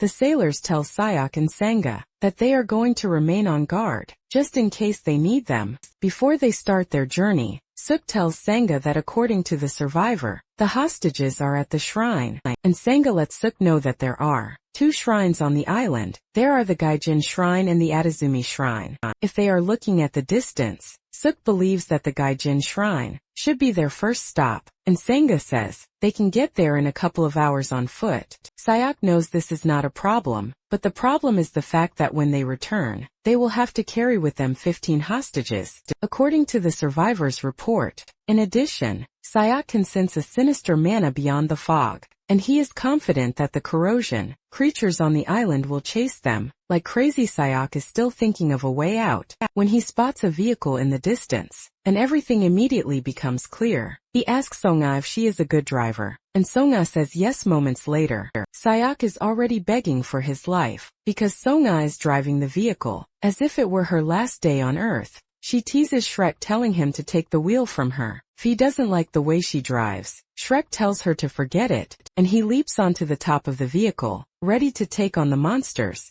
that are already chasing them. Sayok whips out an arrow sling and hurls it at the monsters. This takes out a bunch of monsters, and by pulling it back it still does the same. Just then Sayok notices that monsters are already leaping towards them from the left, and he warns Songa. Songa shows just how much of a crazy driver she is, as she maneuvers in the most dangerous possible way to get rid of the monsters. Songa drives the bus on 2 wheels to get the monsters away from them, and it is at this point that Sayok wishes that he were the one driving. As they cut through the lonely roads, the monsters stay on their track, trailing them just as ants go after sugar. Not long after this they arrive, and Songa mentions the monsters behind them, but Sayok tells her not to worry, because he is going to handle them. Songa drives the bus into the shrine, and Sayok immediately unleashes the paradox flame to block the shrine's entrance, consuming whatever monster comes close. Moments later, they find the hostages where they are tied. Sanga walks up to them to introduce herself, but instead of celebrating that they have been saved, the hostages start to act in the most weird way. Tears run down their faces as they urge Sanga to run away, and Sanga wonders why she is being warned. Unknown to her, a giant samurai monster has appeared behind her, ready to cut her down. Fortunately for her, Sayok is able to block the samurai's attack, and Sayok tells Songa to get the survivors into the car, while he handles the samurai. A fierce battle immediately ensues between the samurai and Sayok. The samurai looks towering as he tries to cut Sayok down, but even with the height difference, Sayok is not scared. Suddenly, Sanga appears out of nowhere and hits the samurai with the vehicle, knocking him to the ground. With the samurai on the ground, Sayok commends Sanga's ingenuity, but she just tells him to get in. Sayok ends up staying on top of the vehicle, while the hostages are safely tucked in the vehicle. The journey is going smoothly, until they realize that the monsters are waiting for them ahead. Suk also notices that the samurai is still alive, even after being hit by a car, with a ton of monsters in their path. Suk tells Songa to give him her sword. Songa is surprised to hear this, because asking a swordsman for their sword is a huge insult. Suk then asks her which one she prefers, between her honor and saving the hostages. Songa has no choice but to surrender her sword, and Sayok grabs it, ready to put it to use. Surprisingly, there is a weird device on his wrist, and even though Sayok didn't want to use it too soon, he realizes that he has no choice at that point. Turns out that the glove was inside the box that was given to him on the island. After defeating the core, it wasn't just any glove, because it could gather mana from the atmosphere. When Sayok first saw it, he believed that it was meant to supplement one's mana. However, to Sayok, it was more than that. It turns out that the maximum mana storage capacity of the glove is 5 minutes. During these 5 minutes, he has what it takes to be strong, just like Xian. With the monsters trying to block their path, Sayok holds his spear and sword, in preparation to unleash a devastating attack. Sayok releases his overwhelming attack on the monsters, cutting them all down in one fell swoop. Songa is left in shock and disbelief, because she can't believe what just happened in front of her since the path is now clear. Suk tells Sanga to head to the port, without looking back as the journey continues. Suk is surprised to find out that there is no end to the corrupted monsters. They just keep coming after them, and Sanga tells Suk that it would be better for them to get out and handle the monsters, because the car is already at its limit. However, Sayok tells her to keep driving, and just then they cross a strange barrier that, surprisingly, keeps the monsters on the other side. All the monsters find it hard to cross the barrier, while the vehicle strolls away easily. Songa is left in shock and she looks around to try to find out why the monsters are suddenly coming after them. She spots a shining symbol on the wall, leaving her to wonder if it is because of the symbol. Sanga remembers that before they made their move, Sayok had carved the symbol. They're saying it was a protective formation geometry. Sanga asked him what it was, and he replied that it was a method that repels monsters. Songa was curious and she asked him where he learned it, but Suk let her know that she could never understand, even if he told her the simple reason is that he learned the skill while he was still in the other world. Now in the present day, Songa asks Suk if the method can repel any monster, but Suk says no. He lets her know that the barrier doesn't work on the real monsters. Sayok is telling Sanga this when the samurai crosses the barrier, as if there is nothing there. The samurai's right eye starts to glow, and the red laser catches up to the vehicle. Sanga immediately recognizes this, saying it is called the mind's eye. Suk is confused by this, but he knows for sure that the surrounding atmosphere has turned grim. However, he is not threatened by this. But suddenly, he notices that Sanga is already shaking from this. Sanga mentions that mind's eye is the ability to predict an opponent's attack. She reveals that even for skilled masters, it is a difficult technique. Seeing how shaky Songa is, Sayok urges her not to be afraid, because techniques like the mind's eye are just all tricks. Sok then tells Sanga to watch him closely, because he's about to teach her how to deal with situations like this. Sok's eyes start to glow, and suddenly the samurai starts to sense fear, causing him to start swinging his weapon alone. Sok then casually walks in the direction of the samurai, telling Sanga that the skill is something that can be acquired from experience. Basically, the technique reacts to hostility or fear. Since the samurai can't sense this, he just stands there trying to look tough. Suk lets Sanga know that several skills, like mind's eye, heart, sword, and even the state of selflessness are brothers. Sayokan walks up to the samurai, with no hostility in him, and he easily cuts him down in one move. The samurai is shattered from Sayokan's strike, and Sayokan casually tells Songa that all the techniques that he mentioned are nothing special. He mentions that the illusion named enlightenment is terrifying, because one gets excited by a special name and decides not to push further. Again, Sayok lets Sanga know that what matters on the battlefield doesn't need a special name. Sayok reveals that he is able to confidently say this now because he had to sacrifice a lot to escape the trap. Soyo tells Sanga that the samurai is actually strong because he got hit by a car and survived, but it is a pity that his ultimate technique, which he's relying on, is nothing but the mind's eye. After hearing all of these, Songa is thrown into a state of self-reflection, asking herself what she managed to achieve in the subjugation. Songa immediately realizes that she can't learn the way she wants, with half-hearted determination. Since she has a precious goal to pursue, she humbly asks Sayok to teach her for real. This time around, Sayok is surprised by her request, because he is already teaching her. But Songa tells him that what she wants is direct guidance, not advice. Sanga says she has already seen how weak she is, and the need for her to get stronger really fast. Shok asks her the reason for this, and she reveals that she wants to end Club Shida with her own hands. It turns out that Club Shodai is among the 8 worst corrosion rifts in the world, and it was famous for swallowing the Himalayas in a single breath. Shok knows that her goal is bigger than usual, and he asks her if she is doing it for revenge. Songa confirms this, saying she is doing it to get vengeance for her family. She then brings out a card, telling Suk that she is not asking him to teach her for free. Suk checks out the card and realizes that it belongs to the KY Group, with a market cap of 257 trillion. Sunga mentions that it is the corporation that her family owns, and Sayaka is shocked to find out that Sunga is the daughter of a prominent family. She mentions that the owner of the company is her grandfather, but she gave up on the succession competition. Suk figures out that Songa might find herself in the succession battle again if she does well. As a hunter, Sayokan asks her what she wants exactly,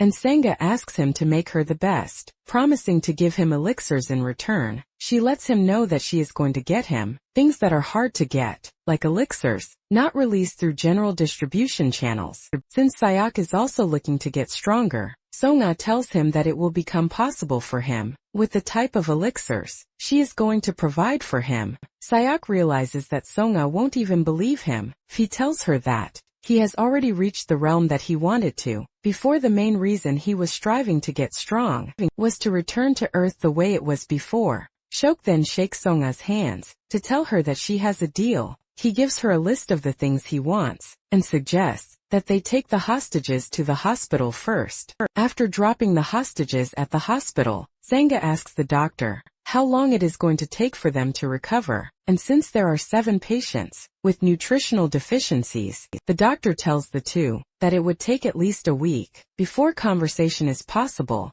The doctor assures the two that they will be the first to know when the hostages wake up, so it is imperative that they allow them to rest. Suk agrees with the doctor, and he calls Songa to follow him, because their training starts immediately. Once they are in a place where they can train, Suk decides to ask Songa a question before they start. He asks her if she thinks she can dodge his spear if he swings it with full power. Senga nervously replies that it is going to be difficult, since there is a huge skill gap between them after all. However, Sayaka lets her know that she can actually dodge it if she uses her senses to the absolute limit possible. He tells her that she has to see with her eyes, hear with her ears, smell the scent, and feel with her skin. Once she is done with all these, she is expected to fight in the realm of consciousness, not unconsciousness. After explaining all of these, Sayaka decides that it is time to test her out. Before Senga even knows what is happening, Sayaka has disappeared, and Senga is disoriented in trying to locate Sayaka. In no time, Sayaka appears behind her, pointing his spear at her neck,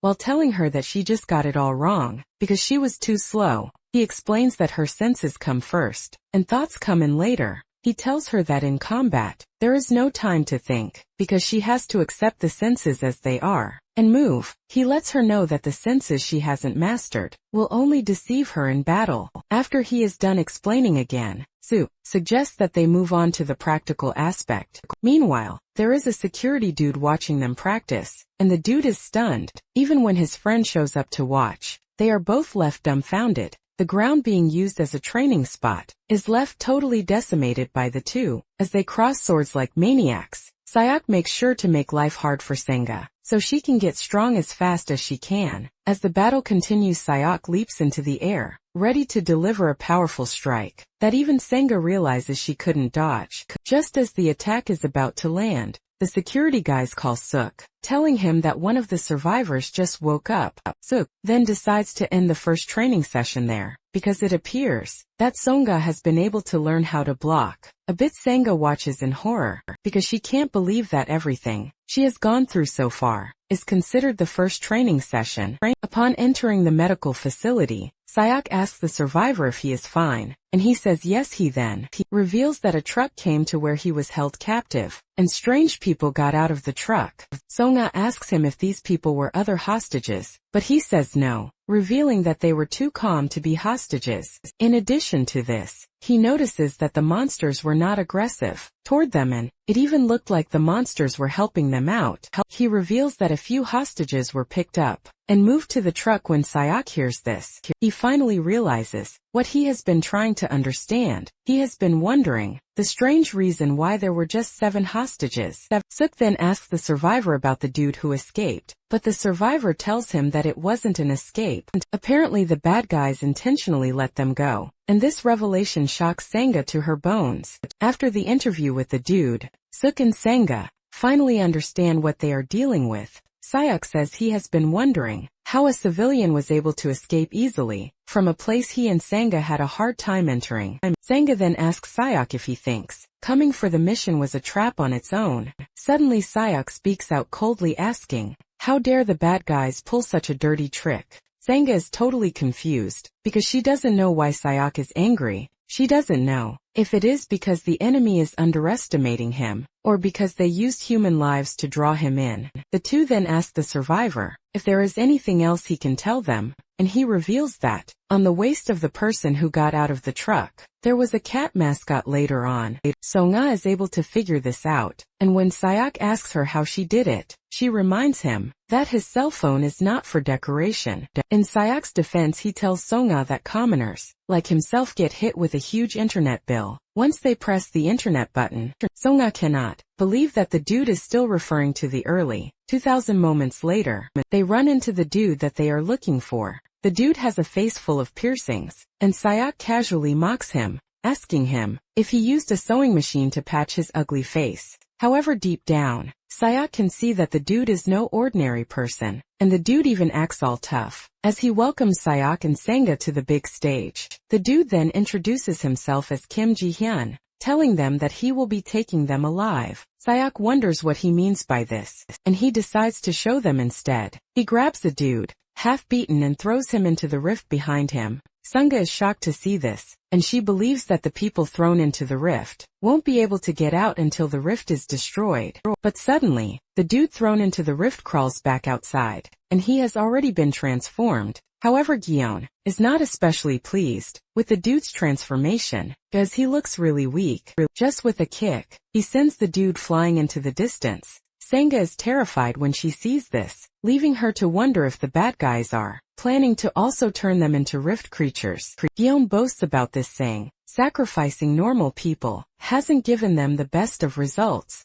And the moment he says this, dawns on the two that the bad guys weren't taking money from hostages, but were carrying out experiments with them. John tells the two that he really doesn't care about them, but because of the great cause and his boss, he is going to explain it just once. He reveals that he and his people are the descendants of Dangun. Apparently their sole purpose is to maintain and strengthen the influence that South Korea currently holds, so that no one can mess with them. After he is done explaining, he stomps on the floor to unleash a massive wave that sends cars into the air. Gion then kicks the car toward the two, but Songa comes in clutch, cutting the car in half. Suk prepares to engage the dude, while reminding him that their country is already a superpower, but the dude disagrees, saying it is not enough. Gion dashes toward them, saying they are going to take the nation to heights where no one would even dare to look down on them, so that they can make it an absolute superpower. He leaps into the air, aiming to land a drop kick on Sayok.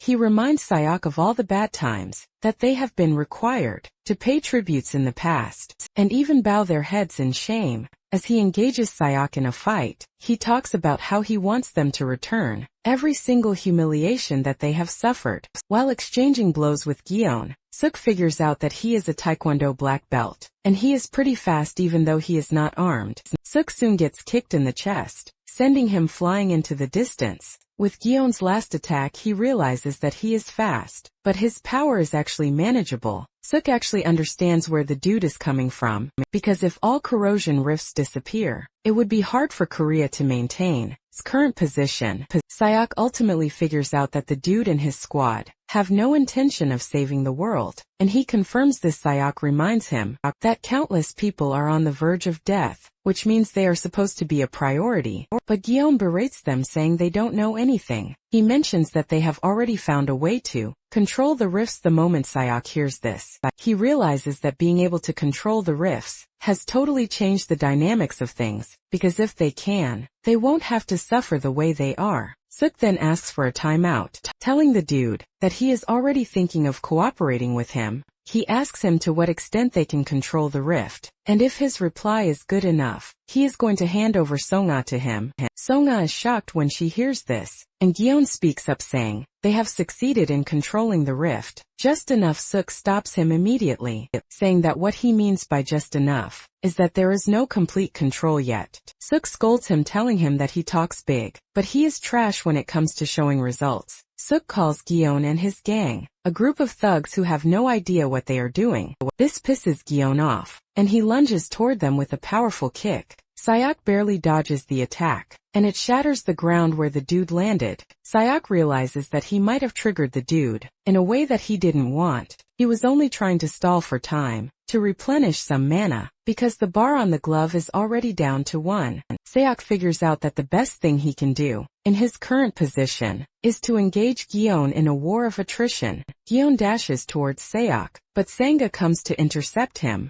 Ji-hun teases her, saying he believes she was standing in the rear, because she is scared. With the lightning aura emerging from her body, Ji-hun teases her, saying she has some level of courage at least. Sayak then urges Songa to stay back, telling her that she can't handle the dude, but Songa replies that she can see Sayak's gloves. Remaining battery, she figures out that Sayak needs time and she asks him how much time he needs. Sayak replies that he needs 5 minutes, and Songa whips out a bottle of elixir, telling Sayak to leave the fight to her. Songa starts to glow from the elixir's effect, and Sayak is worried that she might overload, but Songa tells him not to worry, because the elixirs are for emergencies, and they are currently in an emergency. Sok then urges her to last for 5 minutes, promising to end the fight after that. As Sangha prepares to risk her life, she tells Sok to make it count when the time comes. A fierce battle ensues between the two, causing Sangha to put everything she has into the fight. As the battle mode thickens, she manages to land a vertical slash on Gion's image, leaving her to pause, to see if she was able to take him down. However, Gion appears behind her and kicks her so hard, that she is sent flying through the air, with blood pouring out of her mouth. Just before she hits the ground, Sayak finishes charging up and grabs her. With a calm and cold voice, Sayak asks Gion if he is finally ready to die. Gion is shocked, because he can sense the mana increase in the dude, and he wonders how he did it, since there is no way he could gather that much mana in such a short time frame. Gion is confused, leaving him to wonder if Sayak was hiding his true strength all that time. Sayak asks Gion why he is acting so surprised, because he is only following the same principle, just as his piercings. The dude is shocked when he realizes that Sayak figured him out, and Sayak tells him that only an idiot wouldn't know. Sayak tells Gion that he is leaking mana all over the place, because he is spamming power that he can't handle. However, thanks to his carelessness, he was able to recover his paradox flame. Ji-hyun thinks Sayak is talking trash, because there is no method to absorb wasted mana. However, before he knows it, Sayak has appeared behind him, telling him that he doesn't have to know, because he is just about to die. Sayak unleashes his 16-hit combo on the dude, slashing him in so many ways, while unleashing Paradox Flame on him. Gion is shocked when he realizes that he can't breathe, and can't even move his muscles. Sayak commends the dude for trying to stand, even though he has burned away all of his muscle strength. Realizing that he is about to die, the dude begs for his captain to save him. Suddenly a projectile comes flying at Sayak from above, and Sayak manages to sense this. Before it is too late, he pulls out his spear, blocking the attack. The attack seems to have come from Gion's captain, who is standing on the rooftop. He has a mask on and there is a hood covering his head. He commends Sook for being able to block the attack, because he was looking to crush his wrist before. Sayak is curious about who the dude is, and deep down, he can already sense that the dude is Gion's captain. Even though Sayak doesn't want to admit it, he realizes that the dude is at least twice as strong as Gion. After taking a closer look, he quickly corrects him, realizing that the dude is 4 times stronger than Shaun. The captain then taunts Sayak, asking him if he doesn't fear death. Sayak calmly replies that he doesn't fear death, because he knows the dude would have killed him if he wanted to. Since the captain is holding back and killing him, he asks him if what he is interested in is the black flame he uses. By displaying the black flames, the ones burning Gion get even stronger, causing him severe pain. He begs to be saved, and the captain orders Sayak to extinguish the flames, telling him he won't repeat himself. Sayak realizes that Gion's mana was already depleted, but the captain has been keeping him alive with his own mana in addition, and he knows that if the arrow the captain shot had aimed for his head instead of his wrist, he would have died, but the captain intentionally didn't do this. Sayak has no choice but to release Gion from the shackles of his flames. Before Gion can even fall, the captain reaches in the blink of an eye to grab him. This further scares Sayok, because he can see just how fast the dude is. The captain berates Sue, telling him that he just ruined Gion's life, because he will have to live the rest of his life in a wheelchair. The captain then draws his bow, telling Sue that it is true. He would like to take him alive, but he doesn't need to be in perfect condition. Shiok then tells the captain to go ahead with what he wants to, because there is no way he is becoming his puppet. Seeing how stubborn Shiok is, the captain decides to withdraw, because he still wants to know more about the black flames that Shiok is using before vanishing. The captain tells Sayok that one day, he will also be under his control. After he is gone, Sayok realizes that he has gotten himself entangled with someone with a really nasty temper. Senga then walks up to Sayok, saying it appears that the bad guys are after his unique skill. Sayok confirms this but lets her know that he has no idea why they are after his skill. Senga then asks Sayok why the bad guy didn't just take her as a hostage, and Sayok replies that they might know about her background. However, Senga doesn't think terrorists would think about something like this. Suk then tells her to think about it carefully, because the terrorists might even be receiving support from the Korean government. Suk urges Senga not to tell anyone about it, but Senga reminds him that she doesn't know how to lie that well. Suk suggests that they leave everything till later and deal with the rift in front of them first. However, Suk tells Senga to stay back because he is going in alone. He urges her to rest and recover till he gets back, and he dives into the rift. Sayok lands in the Grade 2 rift and finds an undead castle right in the center of it all. He walks toward the castle, and he can sense some really dangerous energy emanating from the castle. Without being told, Sayok figures out that the core of the corrosion is behind the door.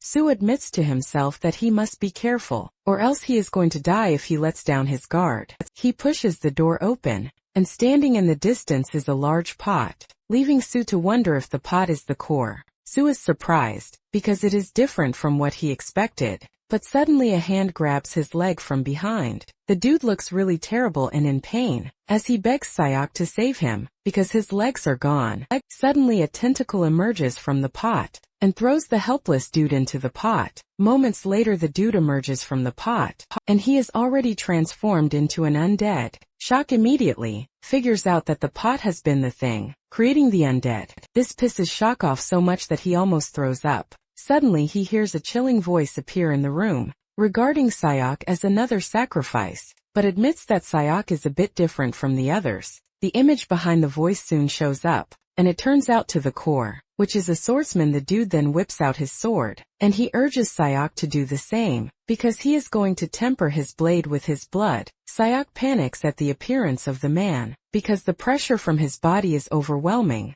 This just shows how strong the captain is, because he was able to subdue the powerful swordsman, whom he is staring at in fear. Shok panics that there must be someone else, stronger than the captain. Shok is lost in thought when the swordsman charges toward him and almost cuts his head off, but he barely dodges. This tells Sayok that the dude he is dealing with is pretty strong. However, Sayok decides to go all out from the beginning, before the enemy can figure out his weakness. Sayok charges at the core with a powerful strike, which he aims to end the fight with, but to his shock, the enemy blocks his maximum output with just his blade. As if that is not scary enough, Sayok is worried that he didn't even see the dude block the attack. Before Sayok can react to what is happening around him, the enemy has struck him, slicing his body with his sword. Sayok is shocked and scared when he realizes that the enemy is faster than he even thought. The swordsman, however, commends Sayok for making him miss his vital points.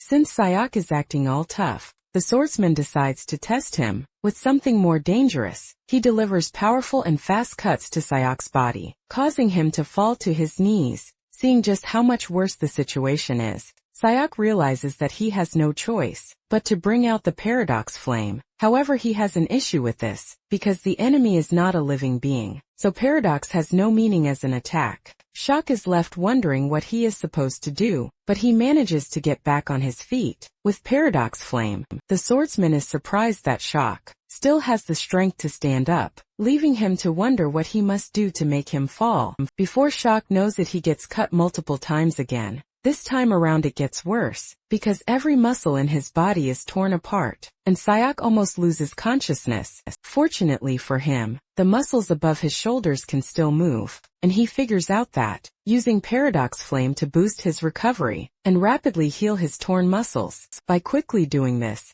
Sayak is able to get behind the enemy, and he believes that he finally has a chance. Sayak makes his move, but to his utmost shock, the enemy vanishes right in front of him, and appears behind him. The enemy makes fun of Sayak, telling him that he is too slow and strikes Sayak down. However, he refuses to kill Sayak, and Sayak uses the opportunity to dash backwards. The enemy teases Sayak saying he missed, but Sayak screams at him not to mess with him, because he could have definitely killed him if he wanted to. Sayak asks the enemy if he is toying with him. Out of pity, the enemy admits that he could have killed Sayak, but he is now a changed person. He mentions that at the moment, he cannot even recall his name, and most of his memories from life have been lost. He reveals that the gaps in his technique, caused by memory loss, were really deadly. He reveals that after he was defeated, shackles were placed on him. Sayak realizes that the dude is in the opposite state of his situation because the body remains, but the experience and memories are almost gone.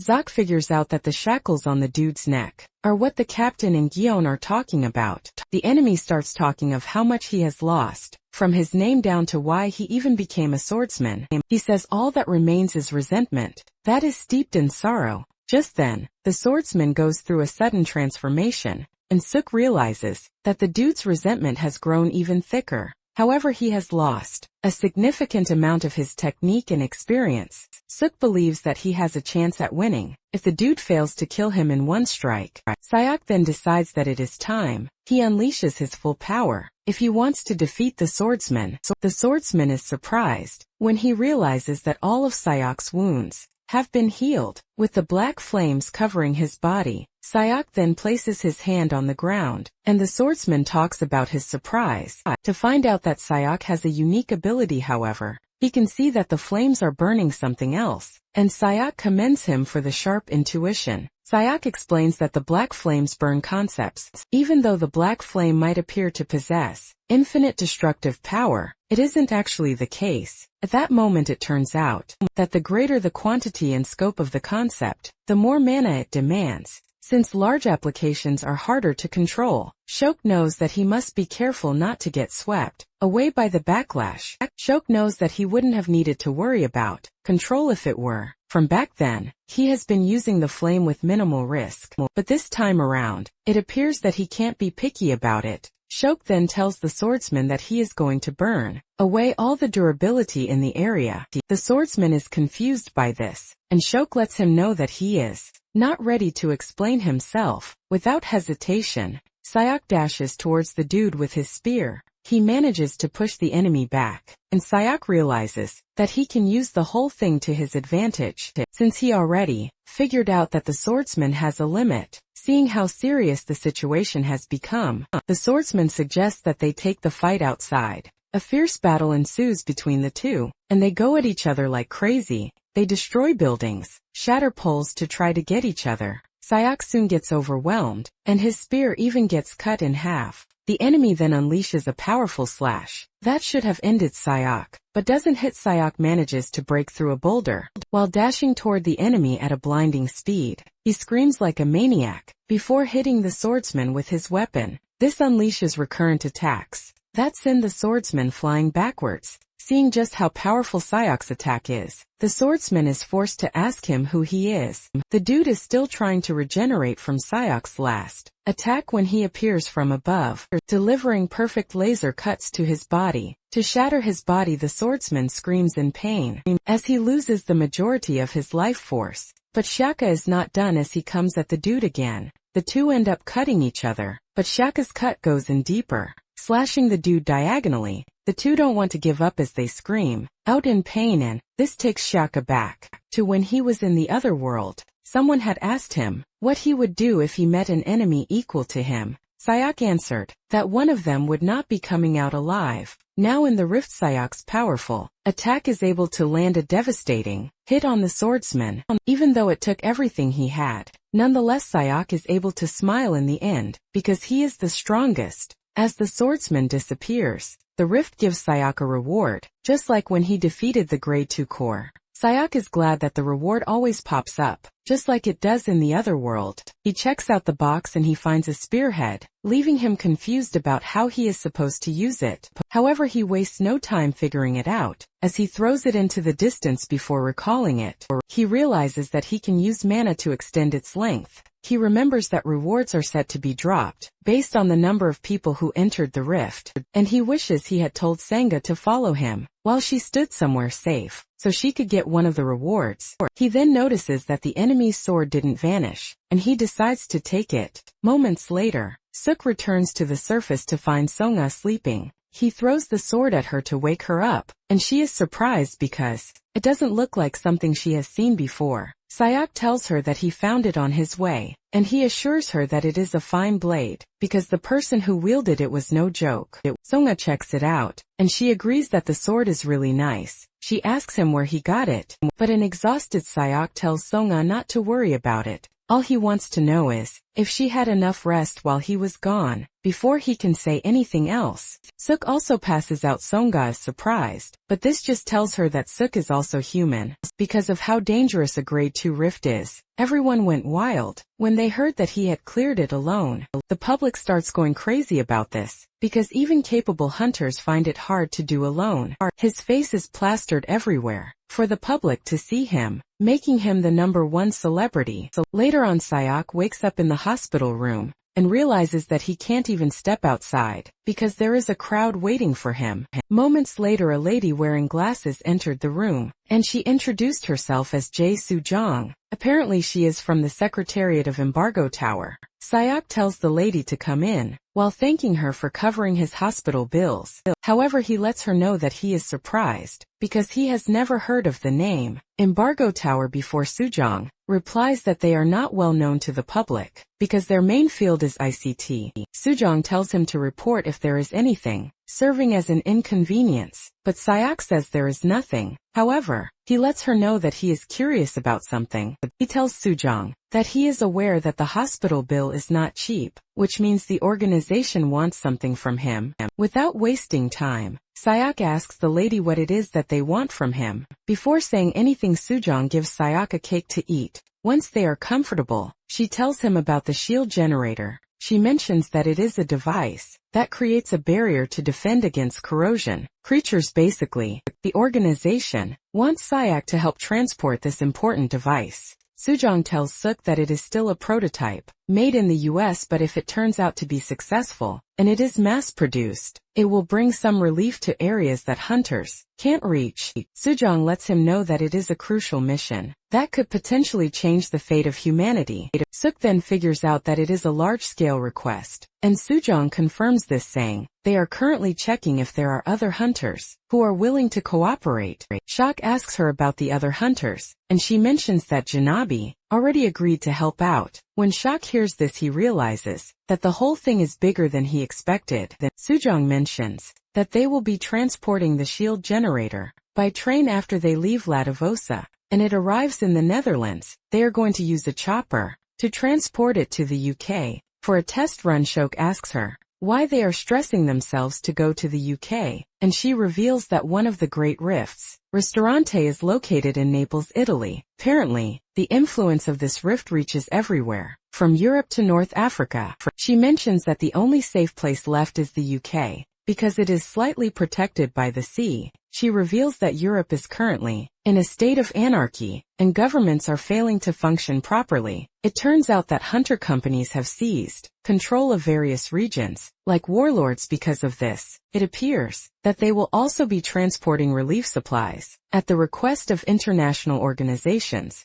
This immediately tells Sayok that there will be a number of people targeting the train. Soo-jong then asks Sayok if he has traveled outside the country before, but he says no. He lets her know that the mission will be his first time out of the country, and Soo-jong tells him that it is likely they will encounter dangerous situations out there. Suk is confused that she is using a plural term, and she reveals that she will be tagging along on the mission too. Suk then tells Soo-jong that he would like Songa to accompany them. He assures Soo-jong that Songa is a trusted friend, and Soo-jong doesn't hesitate before accepting Suk's request. Sayok is happy with the whole deal, because it would make his influence even bigger. Later on, Sayok heads to the roof, where a helicopter is waiting for him, and he is surprised that the association president is the one who got it done. The man lets him know that soloing the Grade 2 rift changes his perspective on things, and he assures him that the association would do its best to guarantee his activities to the fullest deep down. Sayok is glad that he proved his strength with his skills because this has made things easier. At the same time, he wonders if the chairman knows about Gion and his people. He is curious to know if the president would want the reality that befallen Earth to continue, or end the moment Sayok steps into the helicopter. He is surprised to find Shaun waiting for him. Zion commends him, saying stories about him have spread all through, and it would be easier to even find someone who doesn't know him than to find someone who does. Shok then asks her where they are heading, and she reveals that they are going to an army base. Suk asks her why they are going there, and she reveals that the South Korean military is also planning to participate in the request. Suk understands that every country would be willing to participate, because if it turns out to be a success, the reliance on hunters for national defense would decrease. However, Sayok doesn't think South Korea would like it. Sayok then asks Si-yoon if she knows the organization, called the Descendants of Dan Gun, and Si-yoon confirms this, saying that they are a terrorist group. Jok mentions that he ran into them while he was handling the mission on Suhima Island. Seon tells him that the Descendants of Dangun, composed entirely of Koreans, have been showing up all over the place, and when hunters are in the middle of clearing a rift, the group suddenly pops up and interferes. Suk adds his insight on this, and just like always, Seon gives him a candy, leaving the dude to wonder why Seon is doing this. Just then Seon asks Suk if he has left Korea before, and Suk is surprised that she is asking him the same question that Sujung did. Suk casually replies that it is his first time, and Seon tells him that the mission will make him realize a bunch of things.